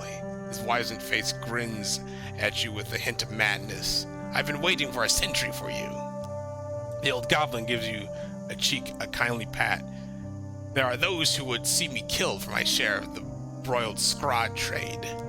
I would like you to join my nephew here. He reaches behind the barrel and lifts Hubby, beaming up by the collar, and sets him down in front of you to gather some magical artifacts. My pursuers love old trinkets almost as much as they care for boiled scrod. How many artifacts, you ask? Why, this many. Mr. Lionel holds up a hand, an extra severed human hand. Good luck, old bean. And with that, he sinks back into the herrings, waving a stolen hand and smiling gently at you. Okay, Carnival Slaughter. A rowdy group of young noblemen approach you as you leave a disreputable tavern. Mercenary, one of them calls. We have need of weapons. None of that standard-issue army rubbish. Something that can light a man on fire, another youth adds. Or that makes a corpse explode, a third cuts in. You know, that sort. Can you supply them for us?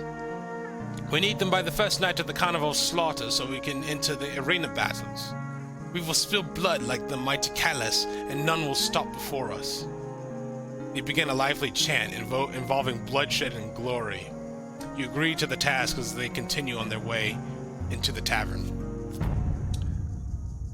A fair maiden by the name of Valeria Tearsheet has been kidnapped by a vicious band of pirates who demand a payment in gold.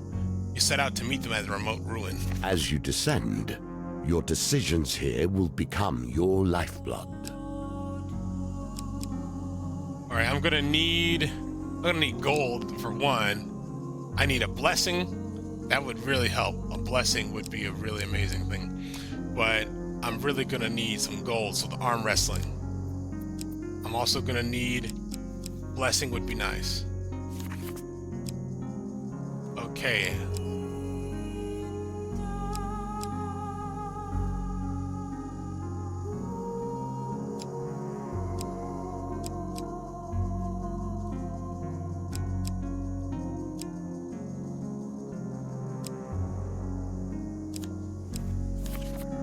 Equipment.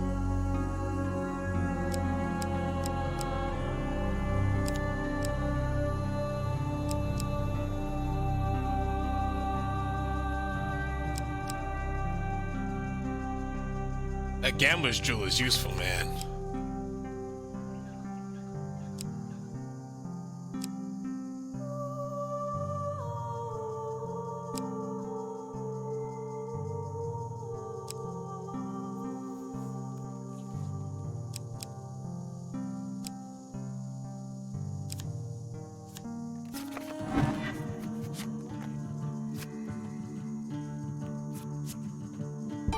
Congratulations!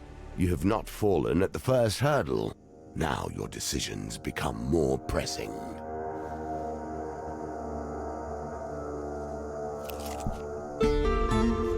Arm wrestling. Alright, let's do this. Masked Bounty Hunter sits motionless across the table from you. Who prepare themselves for the fourth round of competition. Ooh, this is tough.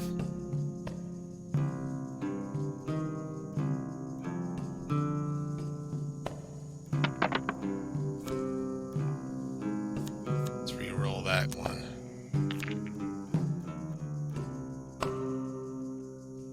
Alright, come on. Oh, I didn't get it.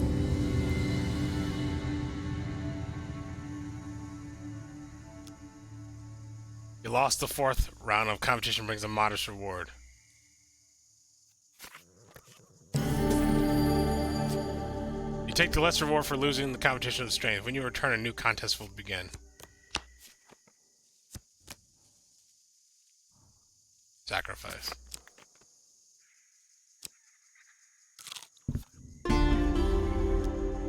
As you trundle along in your horse-drawn carriage, you catch a glimpse of some cheeky gnomes fleeing with your weapon. Oh, come on. Stupid gnomes. You chase them on foot until they dive into a burrow. You take a peek into their hidey hole and discover they have quite a cache of weapons in their lair. You reach your arm into the hole.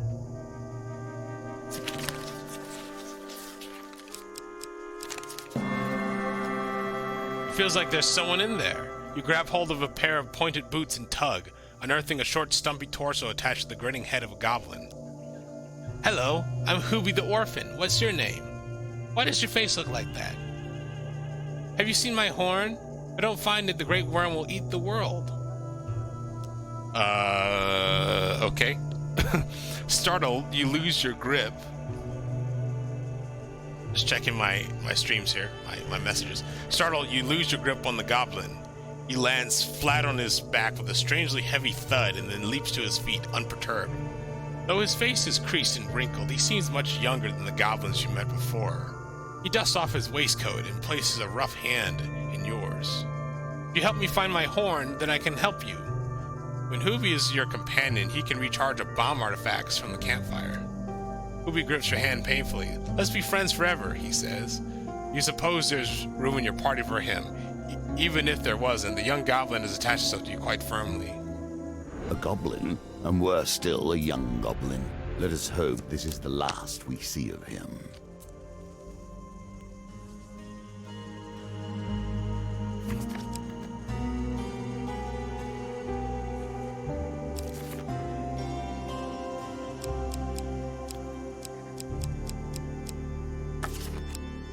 Check the camp.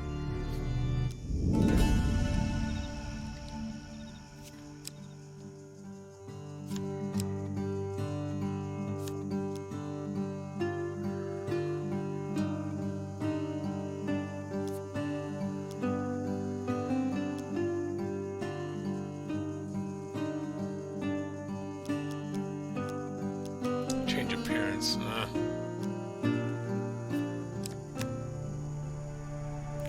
Now is your chance. Resolve these as soon as you can. I want to... Blessings are a viable currency in these parts. You find yourself at the edge of nothing, and a ceiling pillar begs a blessing of you. I don't have any blessings. Okay. Alright, let's go.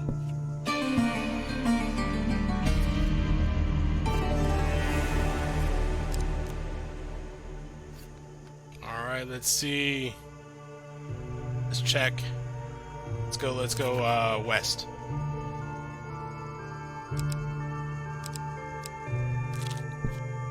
Learn the Soothsayer. future at your own peril. Uh-oh. You think I have not turned to oracles and auguries in order to see how this ends? I only know it all ends in death.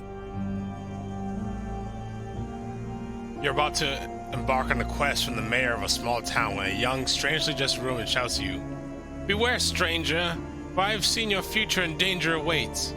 But for a few coins," she continues while gripping your arm, "I can tell you of your coming misfortunes." Yeah, okay, let's hear it.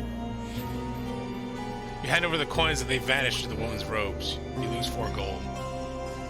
She focuses on you, thinking for a moment, and tells you the outcome of your quest. Bad fortune. Good fortune. Supplies gain. Good fortune. 1 equipment. 5 food. 5 gold. Lose 25 gold. Okay. That's kind of cool. Now that you know your fate, what would you do? Go on the mayor's quest as planned. Suit yourself, the woman remarks, suddenly disinterested. Then she turns to enter the tavern to order her usual drink. The next day, you stride into the forest, intent on hunting down the brigands that have been harrying the town. Your quest goes off to a bad start. You find yourself in a game of dice with a pair of deserters from the Imperial Army. They play well and soon relieve you of some gold. You spot some gold in a hole by the side of the road. There's no sign of who or what placed it there. You pause to forage among a grove of fruit trees. Find yourself in the game of dice with a pair of deserters from the Imperial Army. They play poorly and soon give up what little gold they have. You discover the brigands have already killed each other, seemingly over a game of cards. You search their remains for anything useful.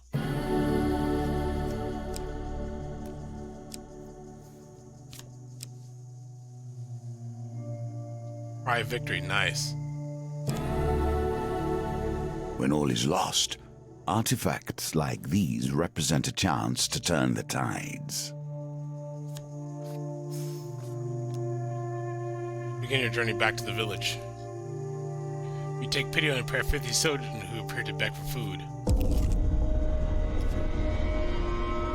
With a wave of feathered hat, he departs with your coin. Soft clink at your feet alerts. Hole in your purse,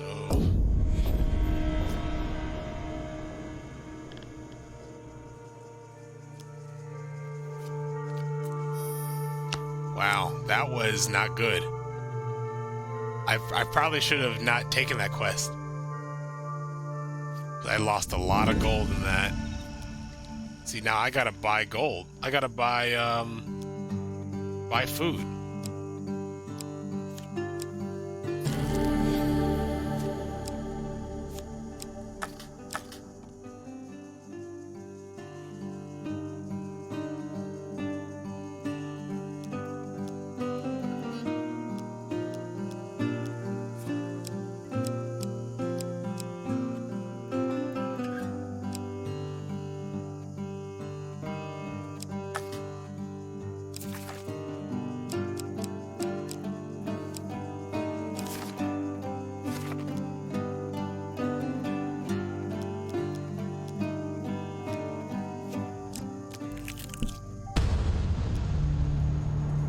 Winding trail.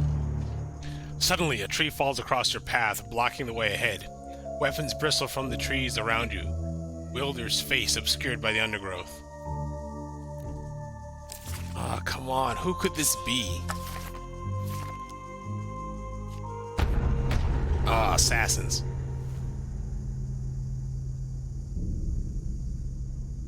Give us all your gold or die.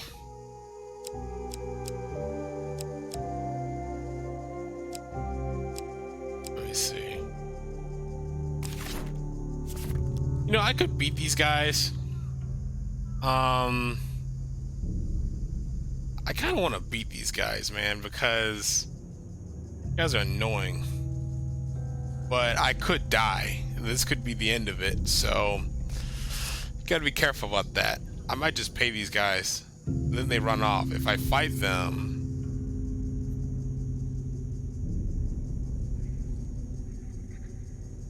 but see, if I beat them, I might be able to get something out of them. That's what I'm thinking. I could beat these fools, and I could probably get something out of them.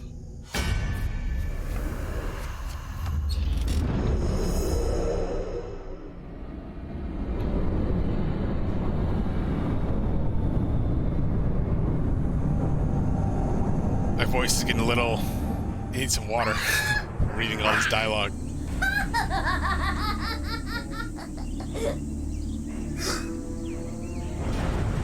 Who be the orphan? Some say goblins are older than time. This goblin seems a little younger than that. When activated, Hubi taunts all the enemies from drawing attack. There's away from you. Stay close to charge abilities faster. I'm going to break their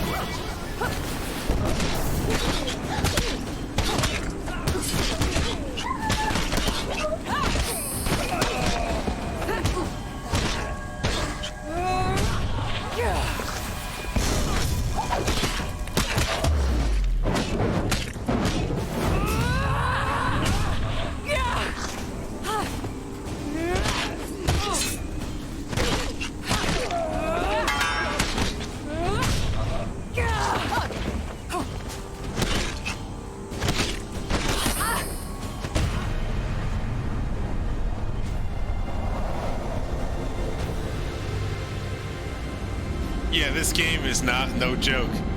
That fortune teller gave me a bad fortune, and I should have listened to her. All right, bounty complete. Yeah, claim that.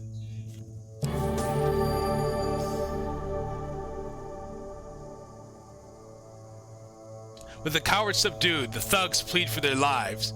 Please, for pity's sake, we only want to feed our families. What else would you have us do? Nah, man, you tried to kill me. Hand over everything. Second win, nice. 10 life. Okay. I'm gonna grab some water. 1 sec.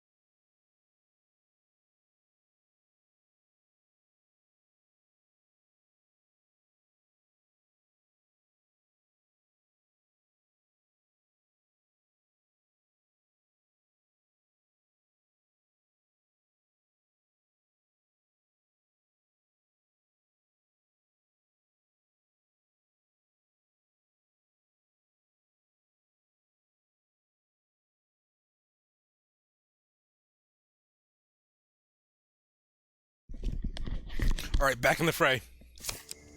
All right, so let's continue. Let's go up north here. Kubrak's favor. Who is this weirdo? You set up a camp one night beside an old, forgotten battlefield. It is a haunted place. Local legends say the field is strewn with the bones of 100 witches.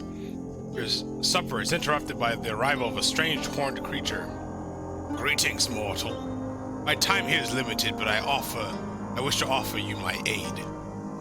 The creature gives you a brief, but entirely accurate summary of your adventure so far.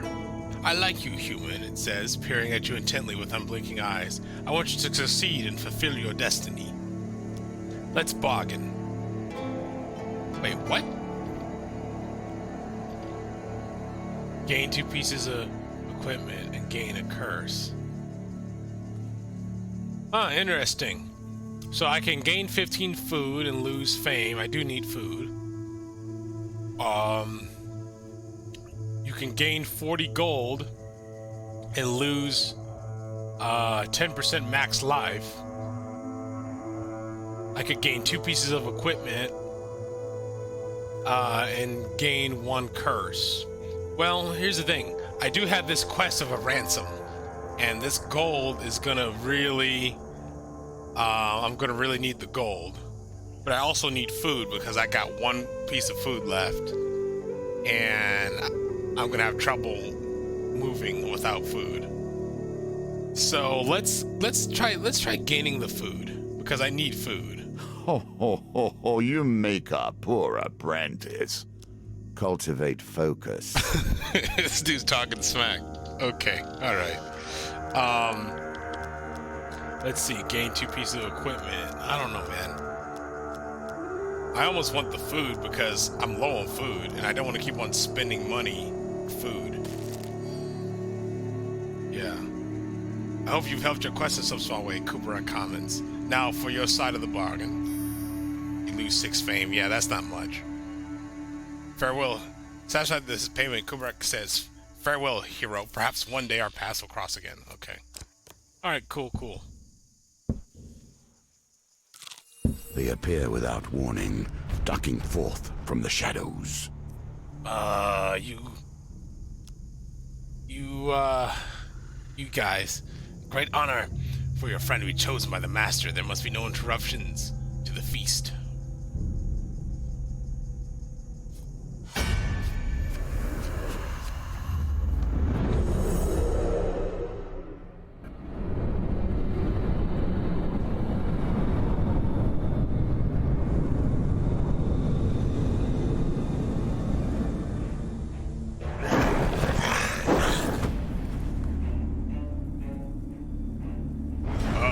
Shadow Disciple. Few humans have ever seen a shadow and lived to tell the tale.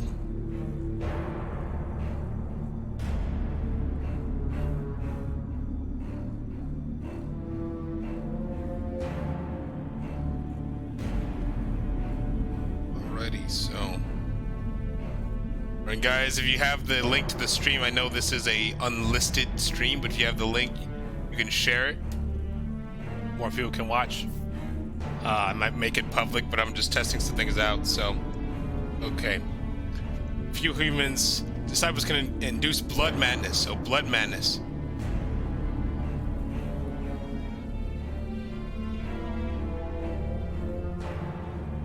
Let's see, one sec.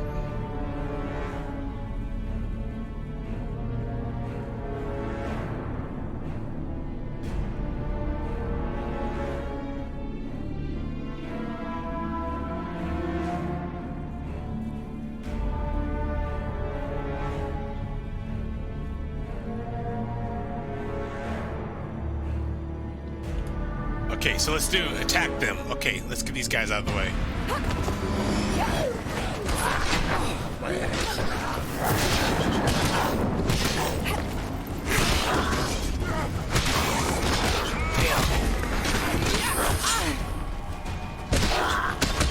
Hey, you! I stole your shoe!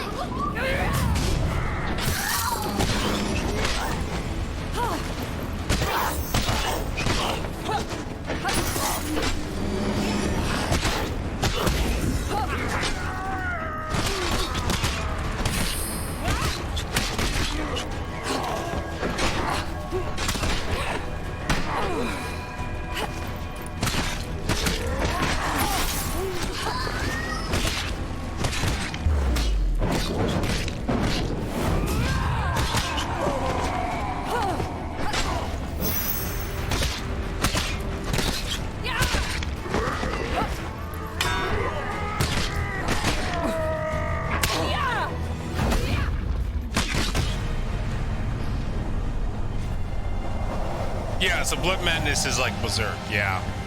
So they go berserk and yeah. Yeah, that's the gist of it.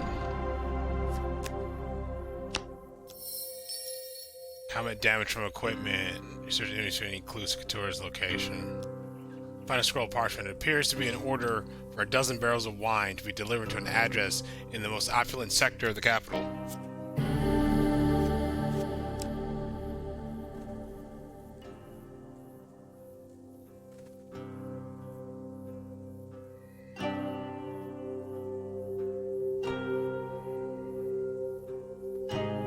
Okay, so, all right, do we have, I just want to make sure everybody can see the stream here.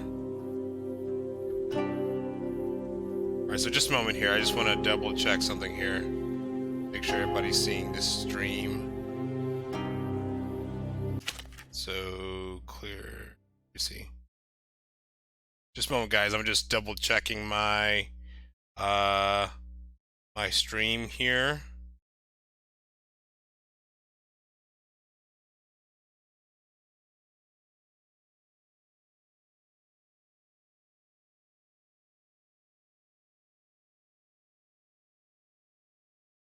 Okay, so let's see here.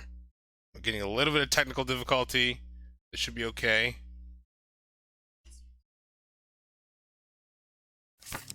Okay, so we have the Gambler's Jewel and the Lord's Diadem. Okay, let me see, inspect. So the Gambler's Jewel, what this does, the Gambler's Jewel is really awesome. What it does, it adds +2 to whatever dice roll you do. So, really cool. Lord's Diadem.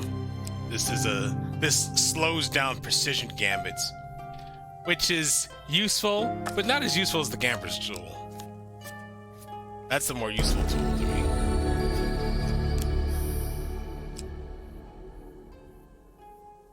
Okay, so let's go next. I really need to heal, to be honest with you.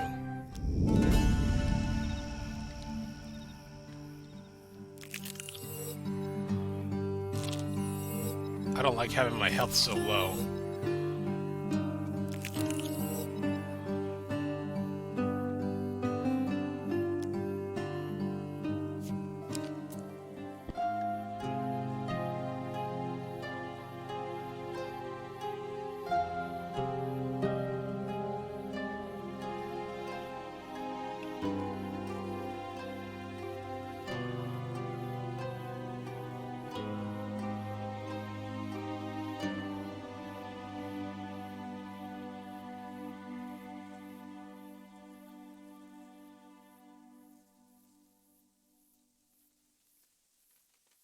All right, so let's check my inventory real quick. All my gear. These billy clubs are getting busted, but these are probably some of the best weapons you can use for a lot of these goons out here. Cry victory. I could also replace it with a pistol. You know, that mask is kind of weak. I may actually want.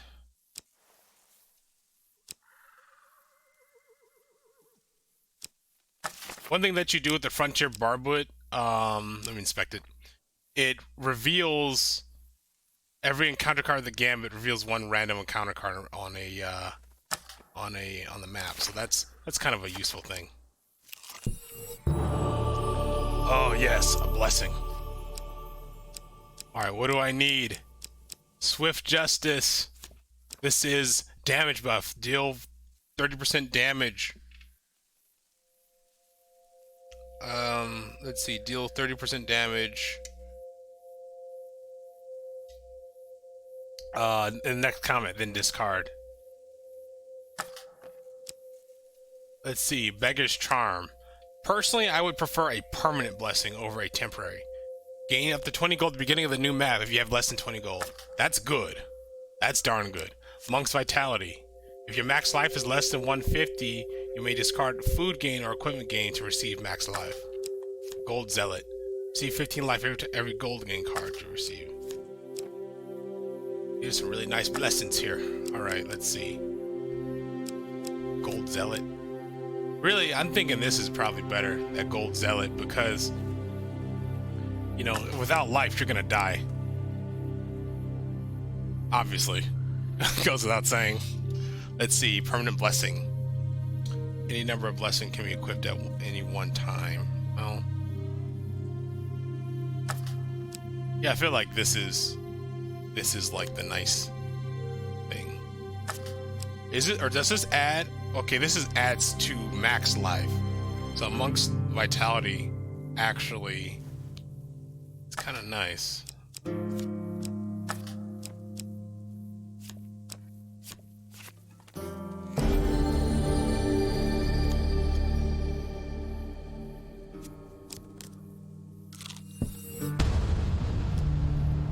With a snap, you feel something being yanked off your person. You turn to see a few goblins running away, giggling and pointing at you. Defeat the goblins before they blow their horn. Oh, come on. Goblins. Thieves Guild. Oh, come on, dude. For real?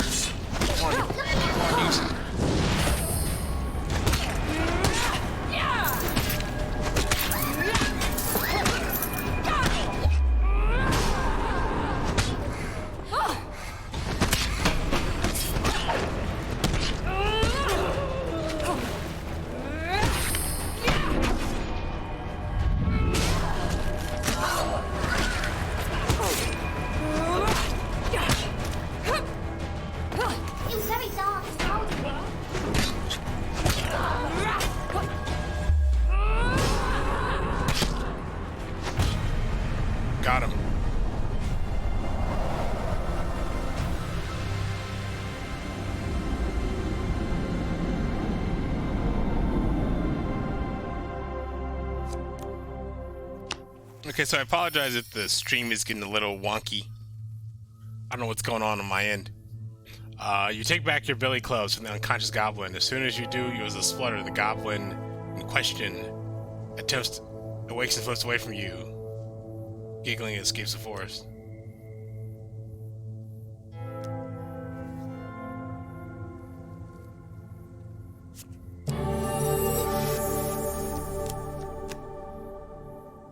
Five food for 5 max life. Maybe. Yeah, I think I'm going to discard that. I think I want more max life.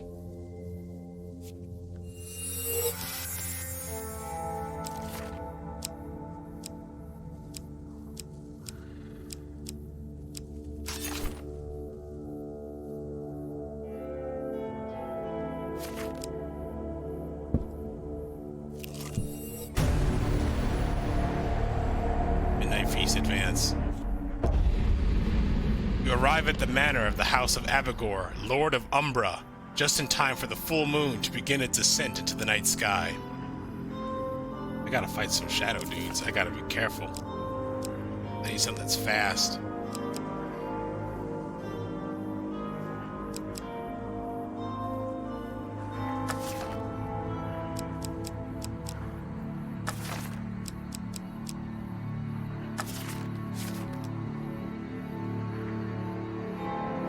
A large stone wall surrounds the grounds, and the thick iron gate is covered in runes, surely warded against intruders.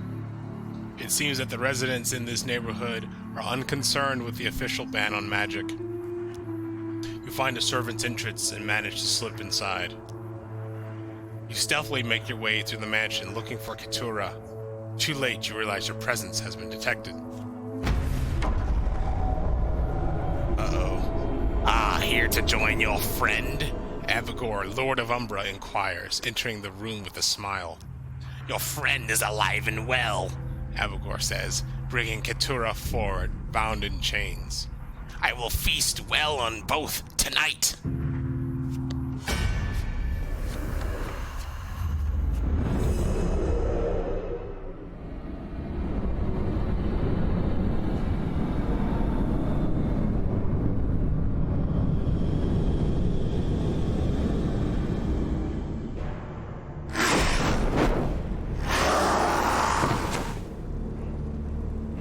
Snap. This guy is not gonna play. Determined to add you to his menu, elders can summon shadows for entering Blood Madness. Use evade to avoid their attacks.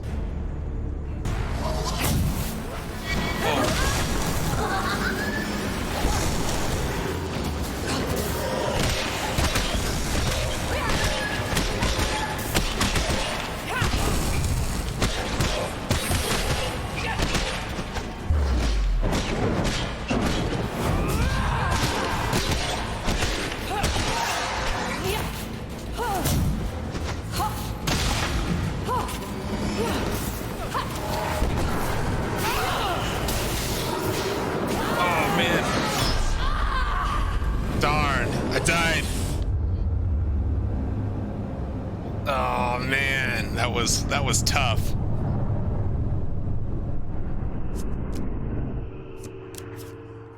Combat solves so little. It has ended this, however. Darn, that was awful, guys. Well, them's the breaks, as they say.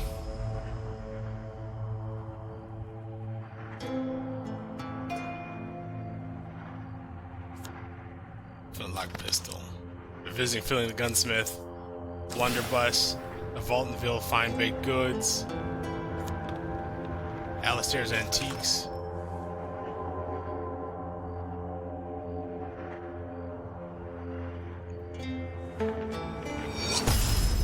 Pulling Goblin on the ground like a turnip. World-ending worm. The Orphan. That will do for a beginning. I'm gonna go back to the caravan.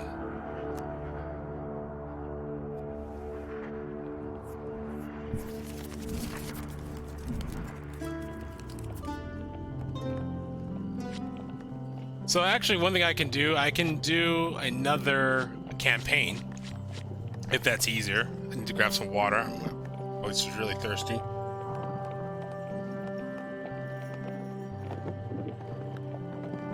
Let me know how the stream is in the chat, because it's hard for me to tell, you know, how the video quality is.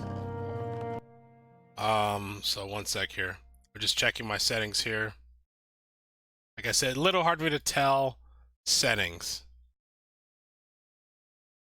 So just let me know where everything is. Okay.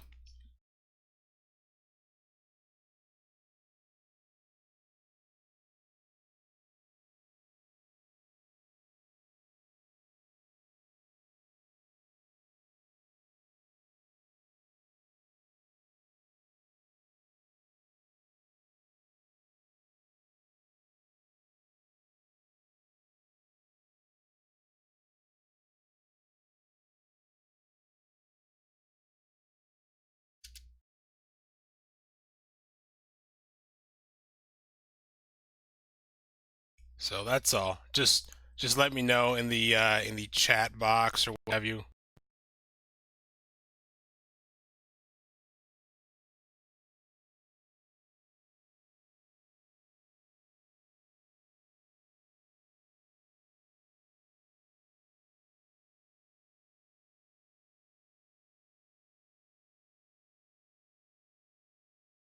Okay, so let's resume.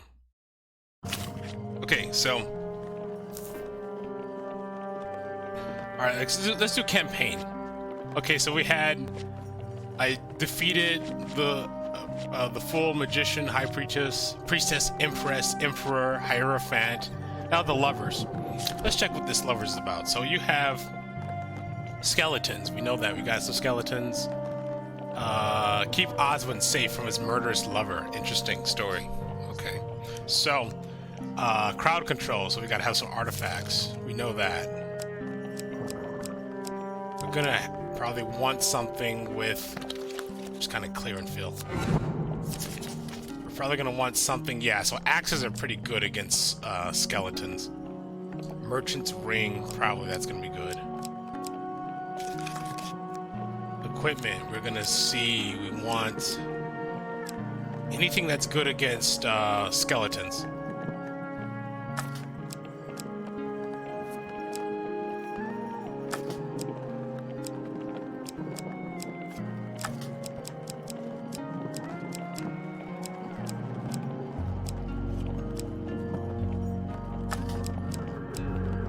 Berserker's Creed. I don't know if I need that. Mercenary Garb. I don't know if I need that. That Gambler's Jewel is really useful though, not gonna lie. That thing is really useful. Ring of Food.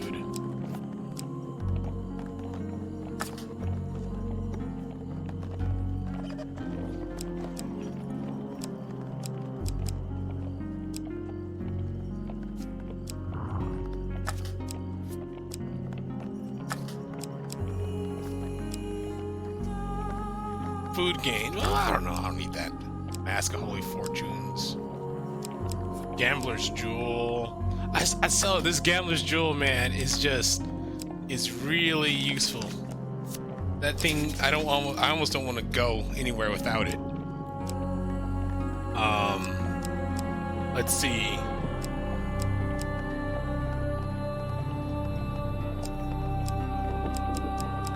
Encounters Elder's Gift.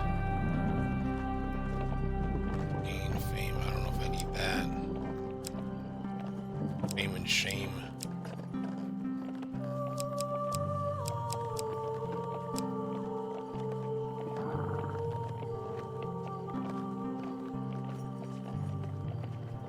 I almost want to do this. I need Keturah here though. So here's what I'm gonna do. I'm gonna get my no companions, I see, okay. No companions.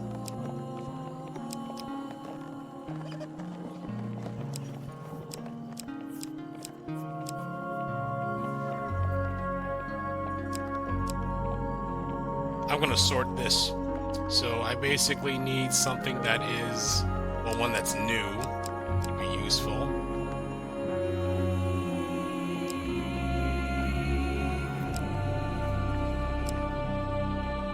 Gain food. Yeah, I'm gonna want things with food. That's true. I do want that.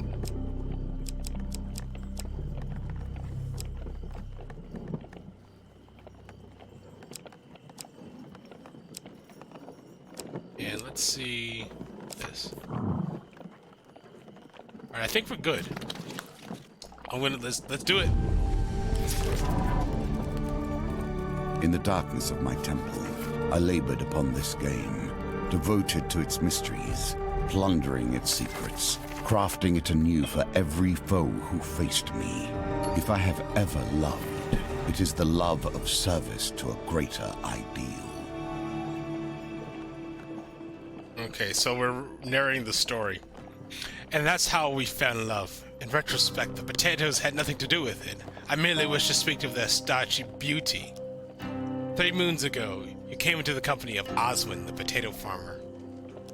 He grabbed your arm and explained that his beloved wanted to send him to the final death, so that they could be together in eternity. His desperate eyes and the promise of his family's magical sword convinced you to accompany him. Now you walk the road to his village, where he claims that he will be safe from his dearest sweet potato. The farmer gnaws at a raw potato. Coin slave, could we visit my kin on the way to Nightshade Copse? Rumor has it he's made some kind of exploding bowl.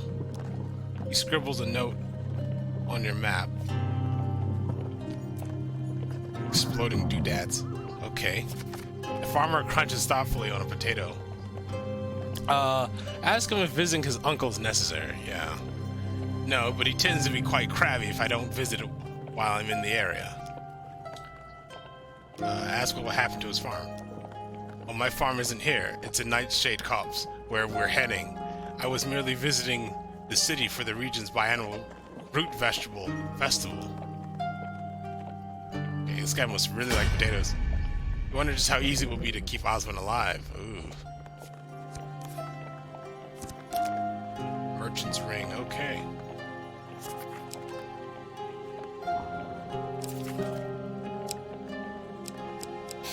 Okay, warrior's axe. Let's keep that equipped. Goblins, they get in everywhere. We arrive at an overturned cart propped by a large log. Well, we're here. Osmond knocks on top of the cart. Uncle, it's Oswin. A goblin, poorly disguised as a human, scurries out from behind the cart.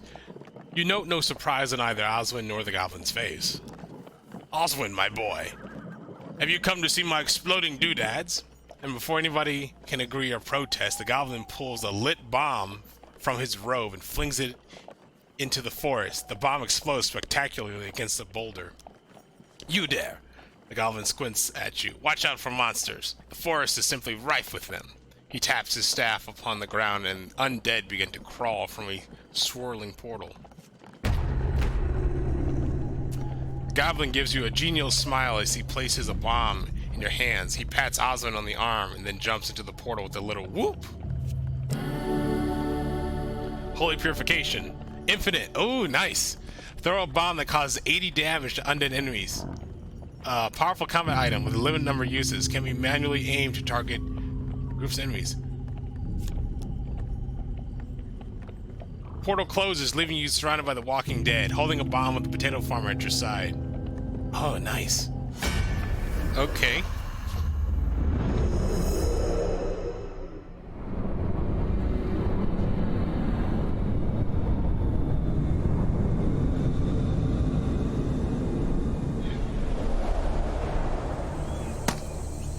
No.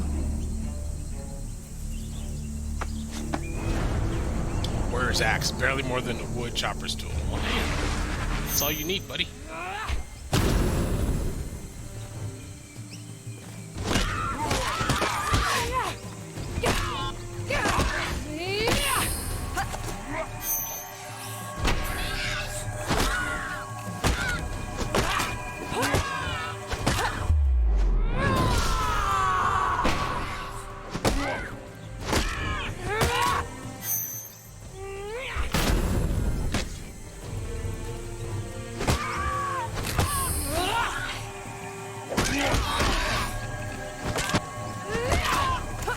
Come on, man, get out of here, dude.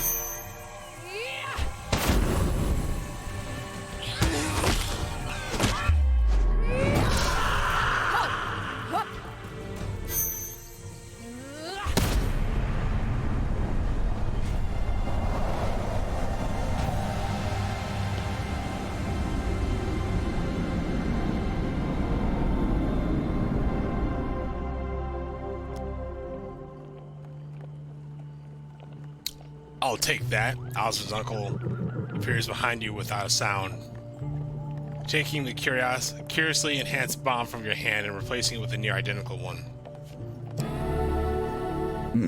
The flim-flam of holy men. Do with it as you will. Holy bomb, okay.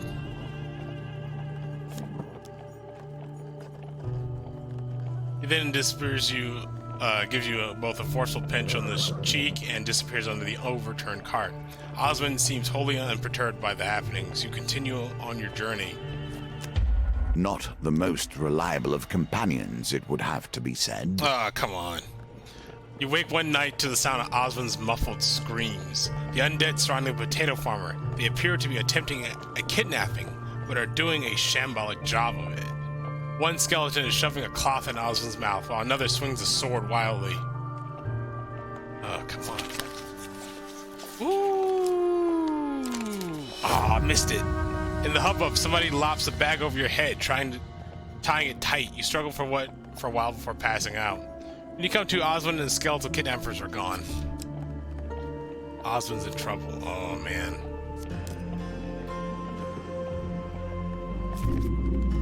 Osmond's time is limited.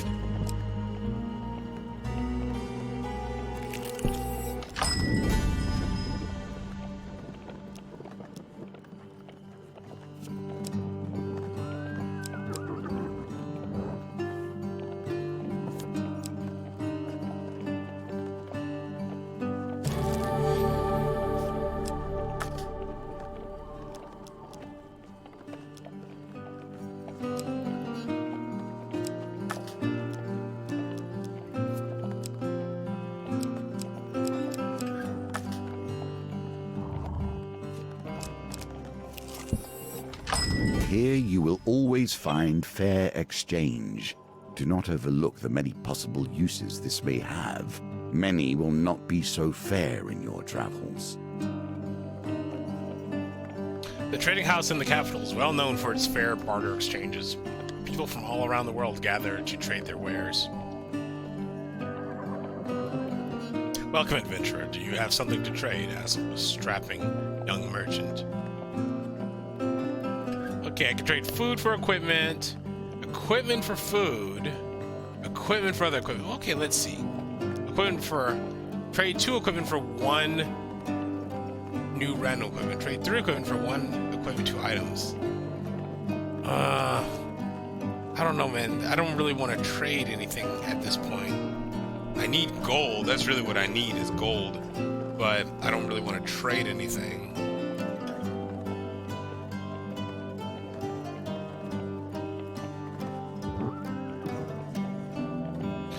And I really need my food, so that's out of the question.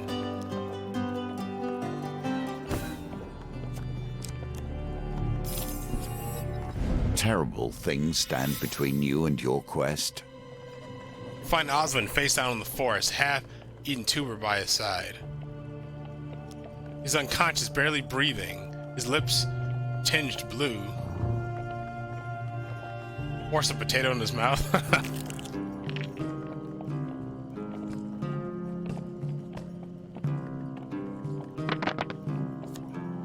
Oh, that was awful.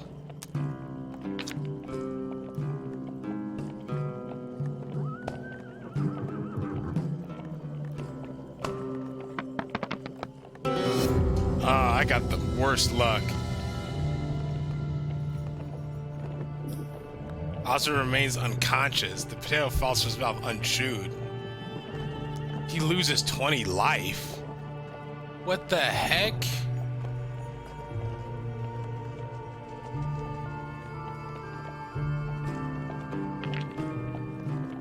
Holy crap.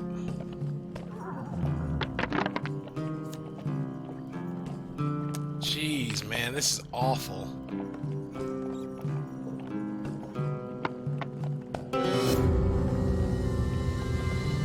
Oh, come on. He loses 20 life.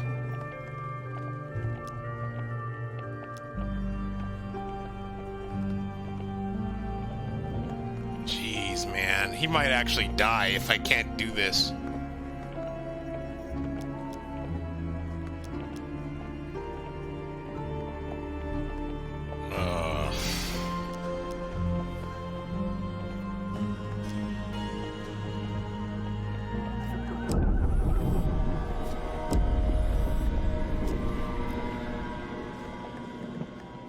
Okay.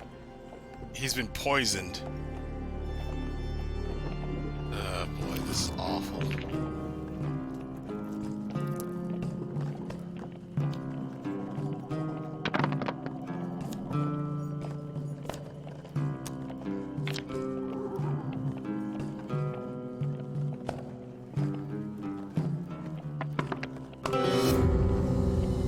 Jeez, I got no luck, man.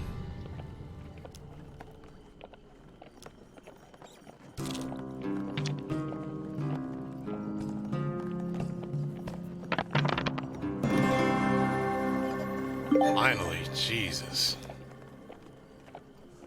As you place the potato in Oswin's mouth, his jaw snaps shut. You remove your fingers just in time. Barely acknowledging you, Oswin begins to frantically search the area. With a cry of relief, he leaves behind a tree. He helped the weary farmer to his feet. You keep a close eye on the potato farmer. Surely you think he won't get kidnapped again. I doubt it. His dumbass. He might get Stop kidnapped. and see what Oswin has to say, perhaps.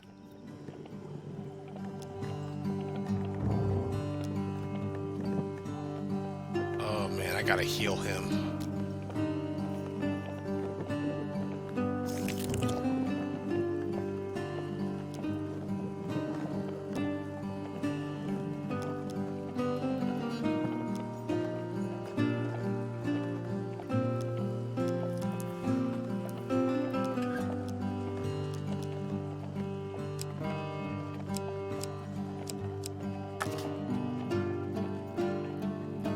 Yeah, I think that's it.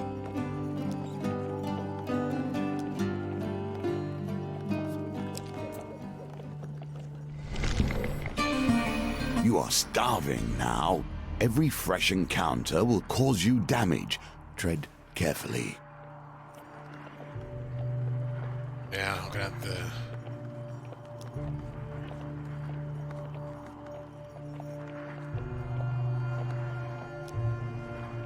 Man, I can't even buy food. I got nothing, dude. Play the strength gain. Hopefully I can get something. 10 gold. Shoot. It's about Oswin trading a fistful of gold for a meager sack of vegetables. The stall owners are very clearly bandits. They chuckle and count the coins, not believing their luck. Oswin tries to jam a potato in the sack, already full to bursting. He looks up and gives you a little wave. You worry about the road ahead. Friends will get you in trouble. There is a reason I prefer to travel alone, yet here we are, making this journey together.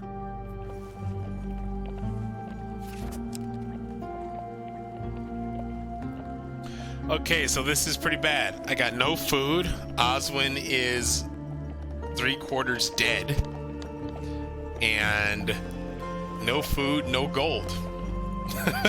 Not good at all. Who knows what awaits us? You run into Oswin's goblin uncle. He beckons you over to a tree stump. As you approach, he places 2 items side by side on the stump. One will make your enemies your friends, the other is poison. Which shall you drink? Quickly, quickly choose. There's a bomb and a bottle marked poison.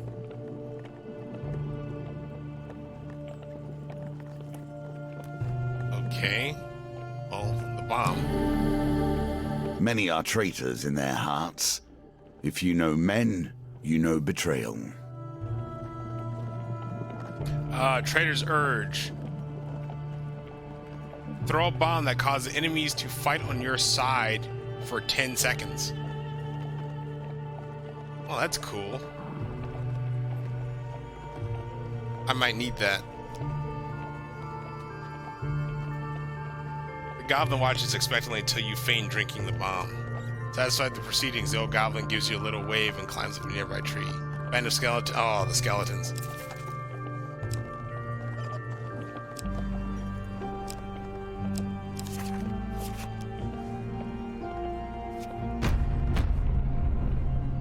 You ready your weapon?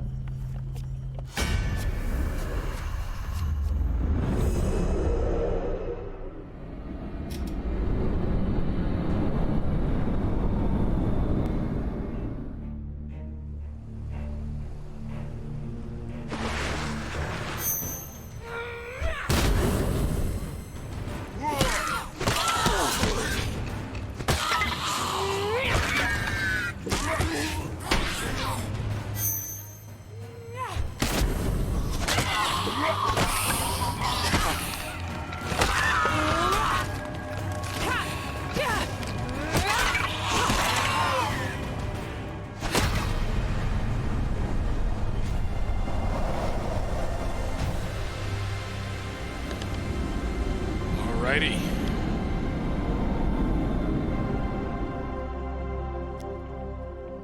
You continue your journey, wondering how your next encounter Oswin's goblin uncle. Okay, a little awkward reading. All right, let's see. I gotta make a way to the armory, dude, and the general store. I need some gear. Let us see what mysteries are hidden here. Alistair's Magical Antiquities does steady business in the heart of Iron Peak's merchant district. The sturdy door creaks open to reveal a showroom cluttered with all manner of oddities, from the wondrous to the bizarre. A clerk peers at you over the top of his reading bifocals and takes a moment to assess your attire. You're here for work, then? Very well. Come in. I'm in need of a reliable relic hunter. An artifact from the time of tumult was unearthed recently, and that'd be a good coin if you could prove it retained any of its enchantments. Interested? Well, let's ask about this first, before I accept anything. I deal in rare and wondrous items. It's my business to know when a new one is discovered. The job is straightforward. Travel to the forest, acquire the item, and return it to me. If you can prove that it has some magical properties before you return, and some of that magic yet remains, I will reward you most handsomely. Use the item and leave at least one charge for a greater reward. Oh, okay. Ask about the Alistair's Antiques. Alistair has opened in Iron Peak since the founding of the city. As you can see, we deal in fine magical antiquities, sourced specifically for our discerning clientele. I don't expect there's anything here that would suit your taste budget, but we pay fair prices to anyone capable of expanding our catalog. Okay, let's accept it. Rumors place the item in a ruin deep in the forest west of Iron Peak. Yes, it's unguarded, but you won't be the only adventurer hoping to recover it. I recommend haste on your part. Remember, if you can prove the artifact is enchanted and that it retains some of its fabled power, I will pay more for that information. You thank the clerk for the lead and set off in the direction of your treasure. Okay. Alright, good, got a lead. Kidnapped. You wake up one morning to find Oswin completely vanished. Oh boy. Oswin in trouble.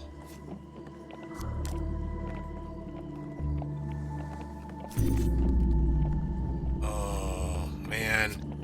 This is such a bummer. I need some gear though.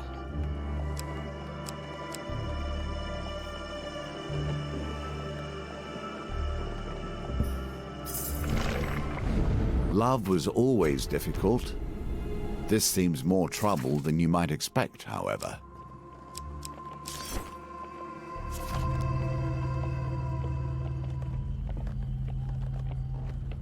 You find Oswin surrounded by bandits, swinging his pitchfork wildly and threatening to use their tailbones to till the farm. Oh boy. I swear this dude's gonna die in like this quest.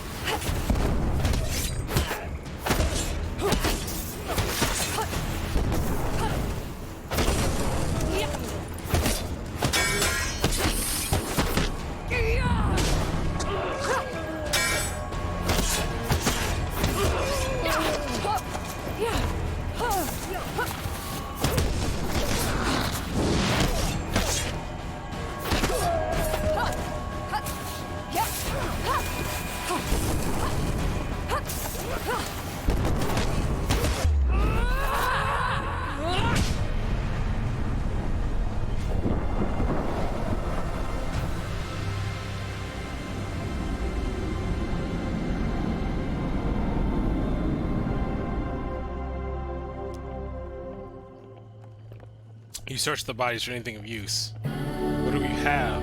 Gain. Gambler's Jewel. Yes, equip that, please. Food, yes. Need to heal Osmond at the campfire. Careful, your supplies are running low.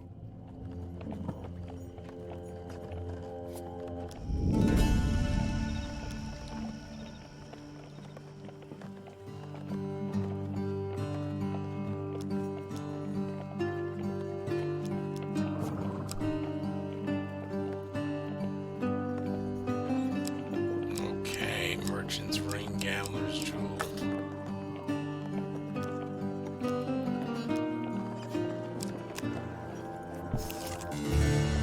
Good luck taking this token from me.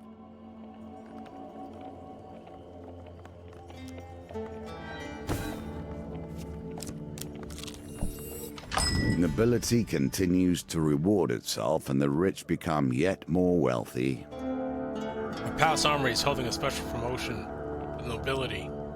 The guards block your entrance. Peasants are forbidden from entering the Palace Armory. Turn away or be sent to the dungeons. I'm not famous enough. Ah, he's kidnapped again? Oh, man. Oh, this is so awful.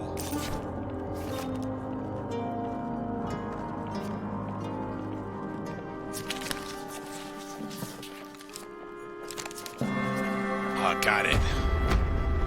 Quickly rise to feet and draw your weapon.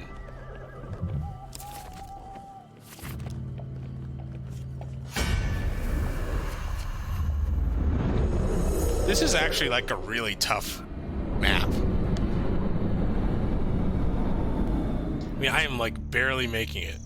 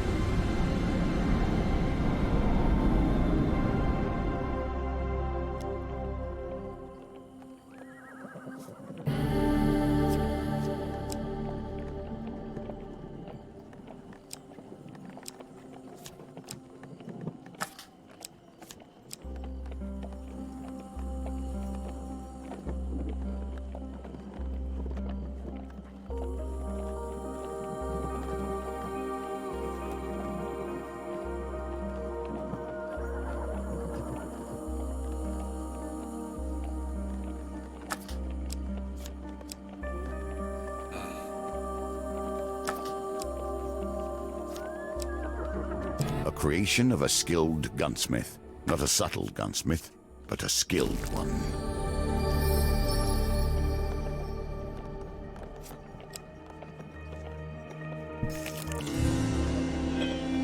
Oh, he needs a better item. Okay.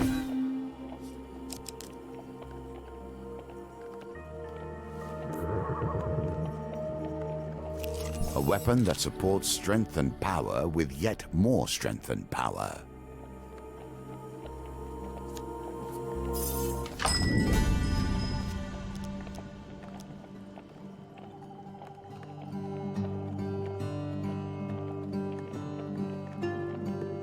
Alright, so I need to buy healing. That's what I need.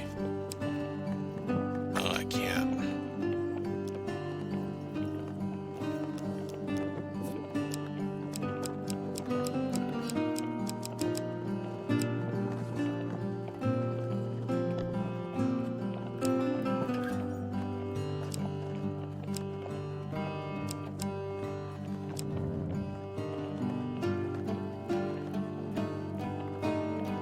I do need food.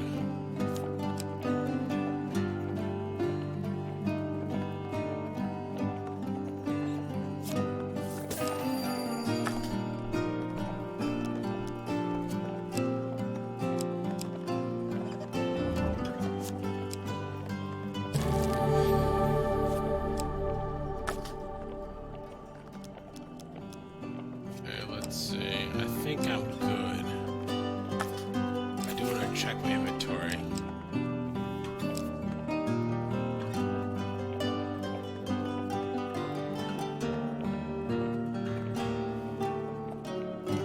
Warlock Wraps. Now that is a powerful... That's a powerful artifact there. I'm going to try it in the next battle. And I think I know just what's going to happen.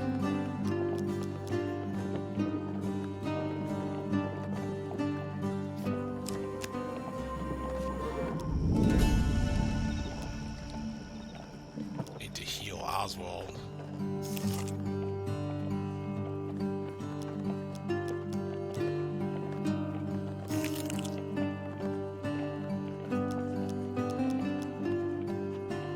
Get him up to 50, so he doesn't just die on me.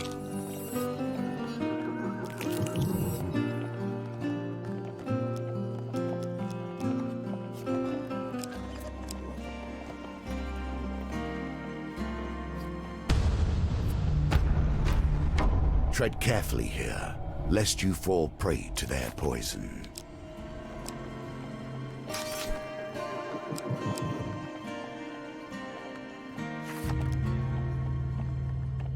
As you make your way back to the walled streets of Iron Peak, you are surrounded by a gang of armed thugs. Stop right there, adventurer. It's Myron Sharphands, this world's greatest treasure hunter. Their leader boasts, magical artifacts my business. Rumor has it that you have warlock wraps.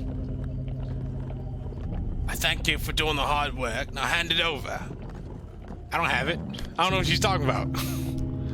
Forgive us if we don't trust you. The thug pats down you for the item. Oh, snap.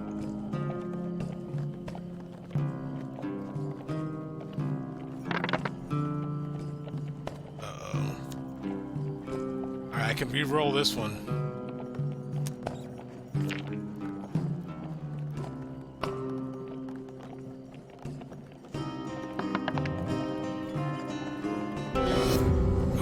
Didn't win. Shoot.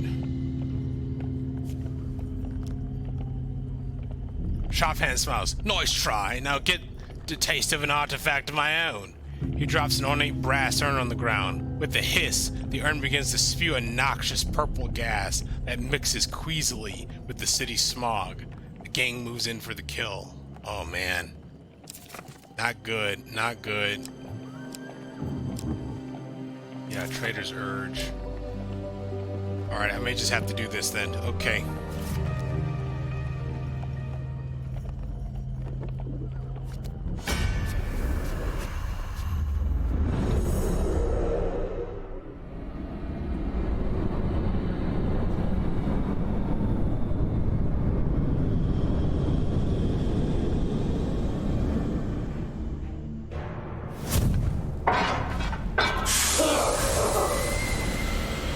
Sharphands, unscrupulously untrustworthy, and impeccably stylish. Poisoners deploy a canister that slowly depletes your life. Destroy with an attack or ranged ability to stop the effect.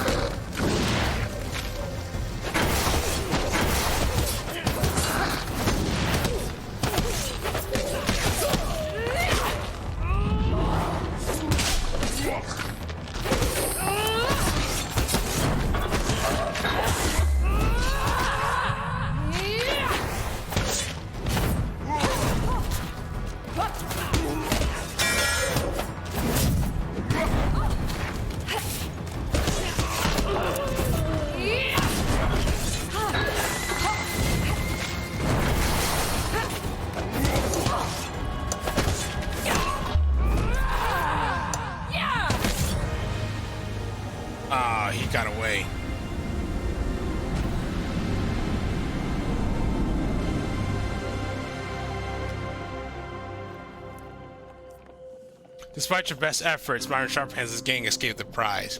Disappointed and a little worse where you just took off. Man. Oh.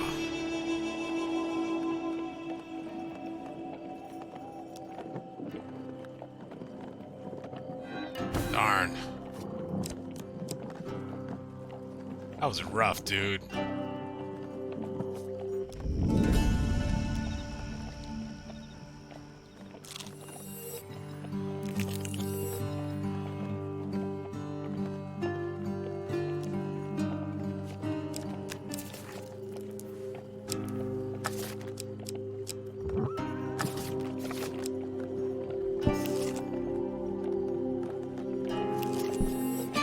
Food is ever the driving force behind success.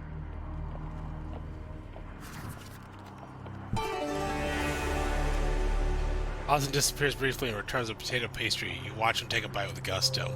Oi! A growl echoes across the inn. A hulking northerner grabs your companion by the arm.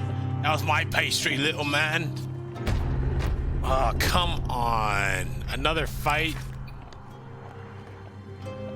Like, are you serious? I mean, you...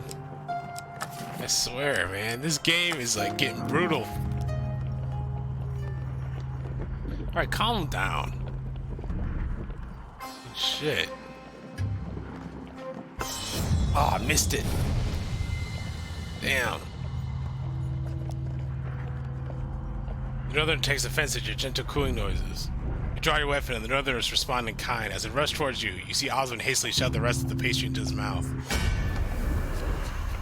I swear, I got like no luck.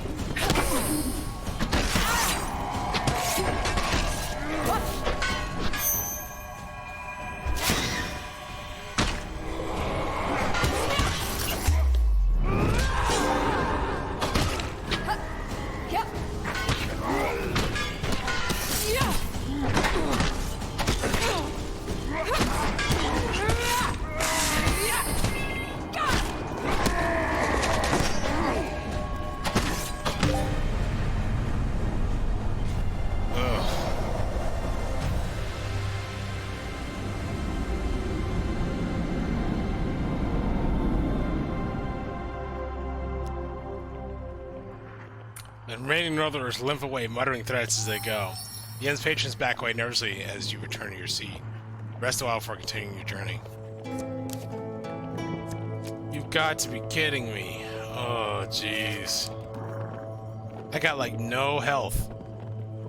Let me check the camp. Let's trade. I gotta sell equipment. If I want to eat, I gotta sell equipment. I gotta sell this merchants. I don't know. I don't have much. I really ain't paying nothing for this stuff, man. And I don't want to get rid of that merchant's ring, but I may just have to.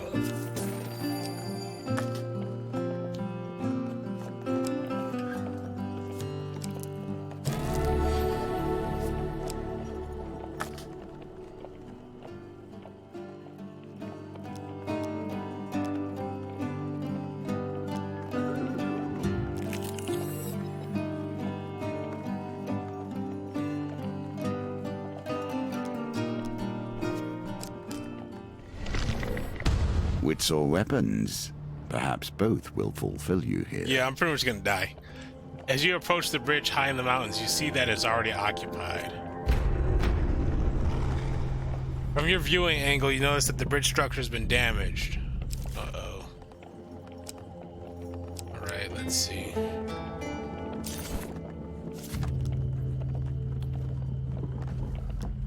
With luck, you may be able to knock out one of the supports to the thrown object, causing the bridge to collapse.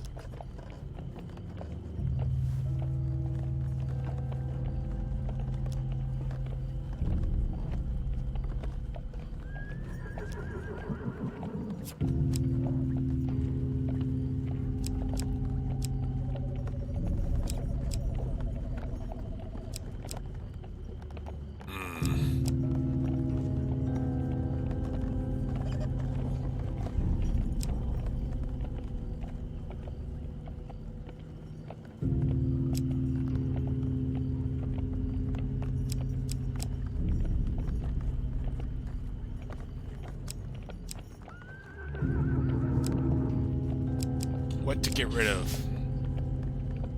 What to get rid of? What to get rid of, guys? I don't want to get rid of my axe though, because it's a good axe.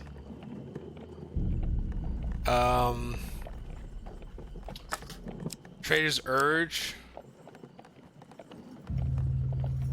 Yeah, this is kind of weak. Might as well get rid of that.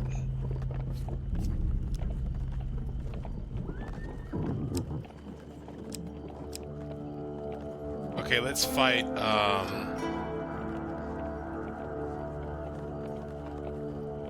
Greed of Anarchist, Ace of Anarchist, I don't know. The Steel Musket, 3 muskets. Do I want to fight 3 musketeers, or do I want to fight a anarchist? The anarchists are actually easier in some ways.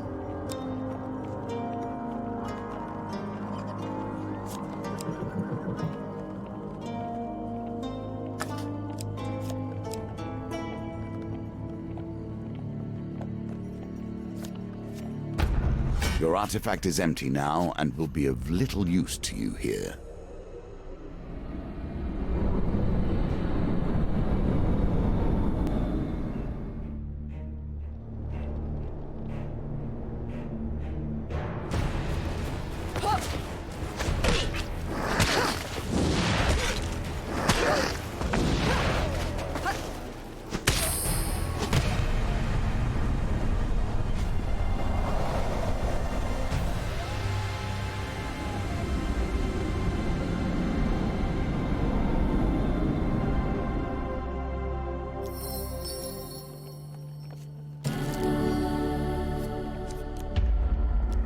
Kidnapped again.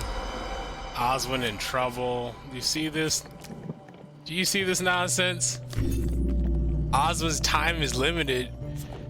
Shit, my time is limited. I got 3 health.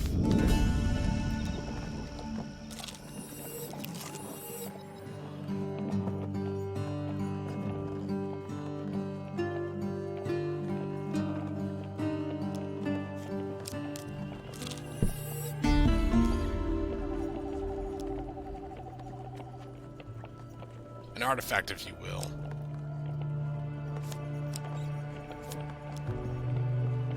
He bashes the artifact a few times with the staff and shakes it vigorously by his ear as if listening for anything amiss. The artifact makes a whirring, rattling sound as he does it. Then, without warning, the old goblin flings the artifact back at you, smacking into your shoulder. Holy Purification uses have been recharged. Yeah, nice. Goodbye, dear one, the old goblin says, bowing deeply. He sits back down on the nearest tree stump and proceeds to pointedly ignore you. Alright, I gotta rescue Oswin, or whatever the heck his name is. There's a general store, but I can't buy nothing. I got no gold, no food. I could probably sell something at the store, though. Sell something and buy some food. I could do that.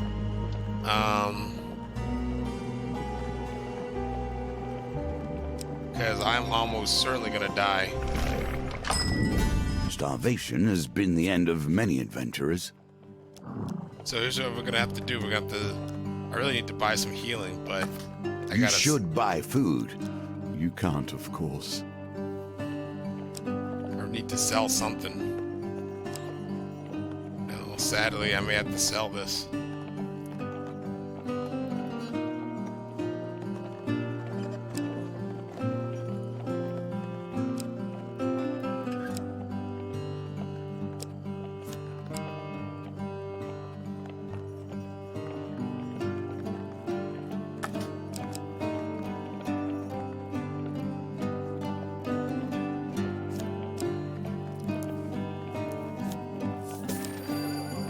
Now would be a good time to buy some food.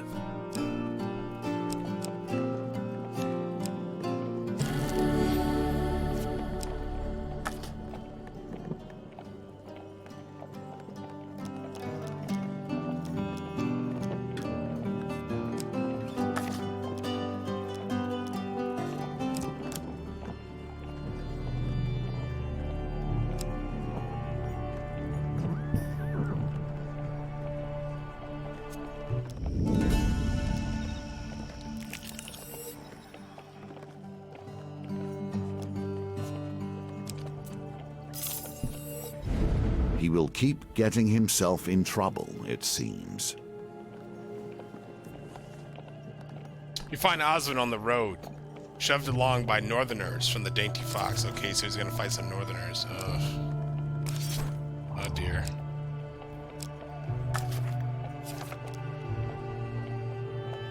As you near, you overhear him expounding his passion for potatoes to his captors.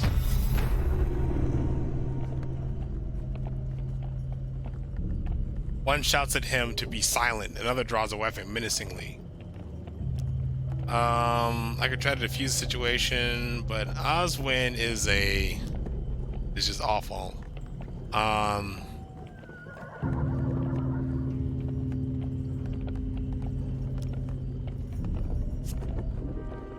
come on. All right. Oh, I failed. Whichever rendition of H Northern Folk Song offends everybody. Even Oswin looks disgusted. Damn.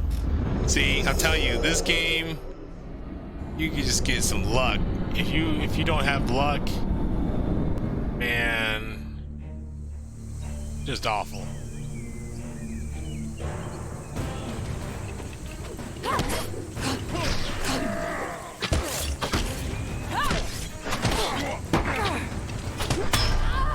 Damn.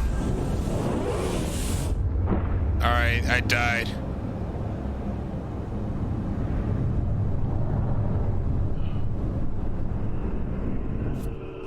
Now death comes to you.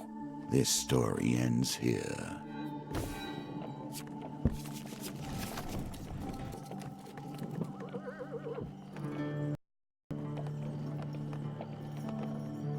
Yeah, well, so there you go. That's how you die. Yeah, so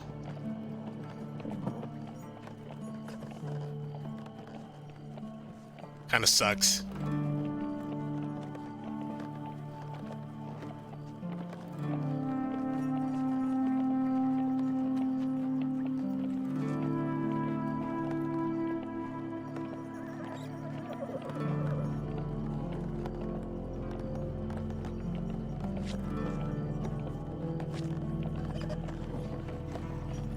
So yeah, that sucks, guys.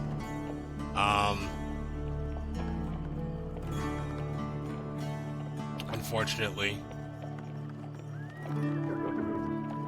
So I think I'm gonna cut the stream off from here.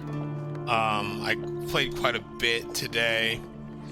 I'll probably do it again, but I think this is a good place as any to end the stream for now. I think what I need to do next time, maybe do a better map, do a better, not a better map, a better,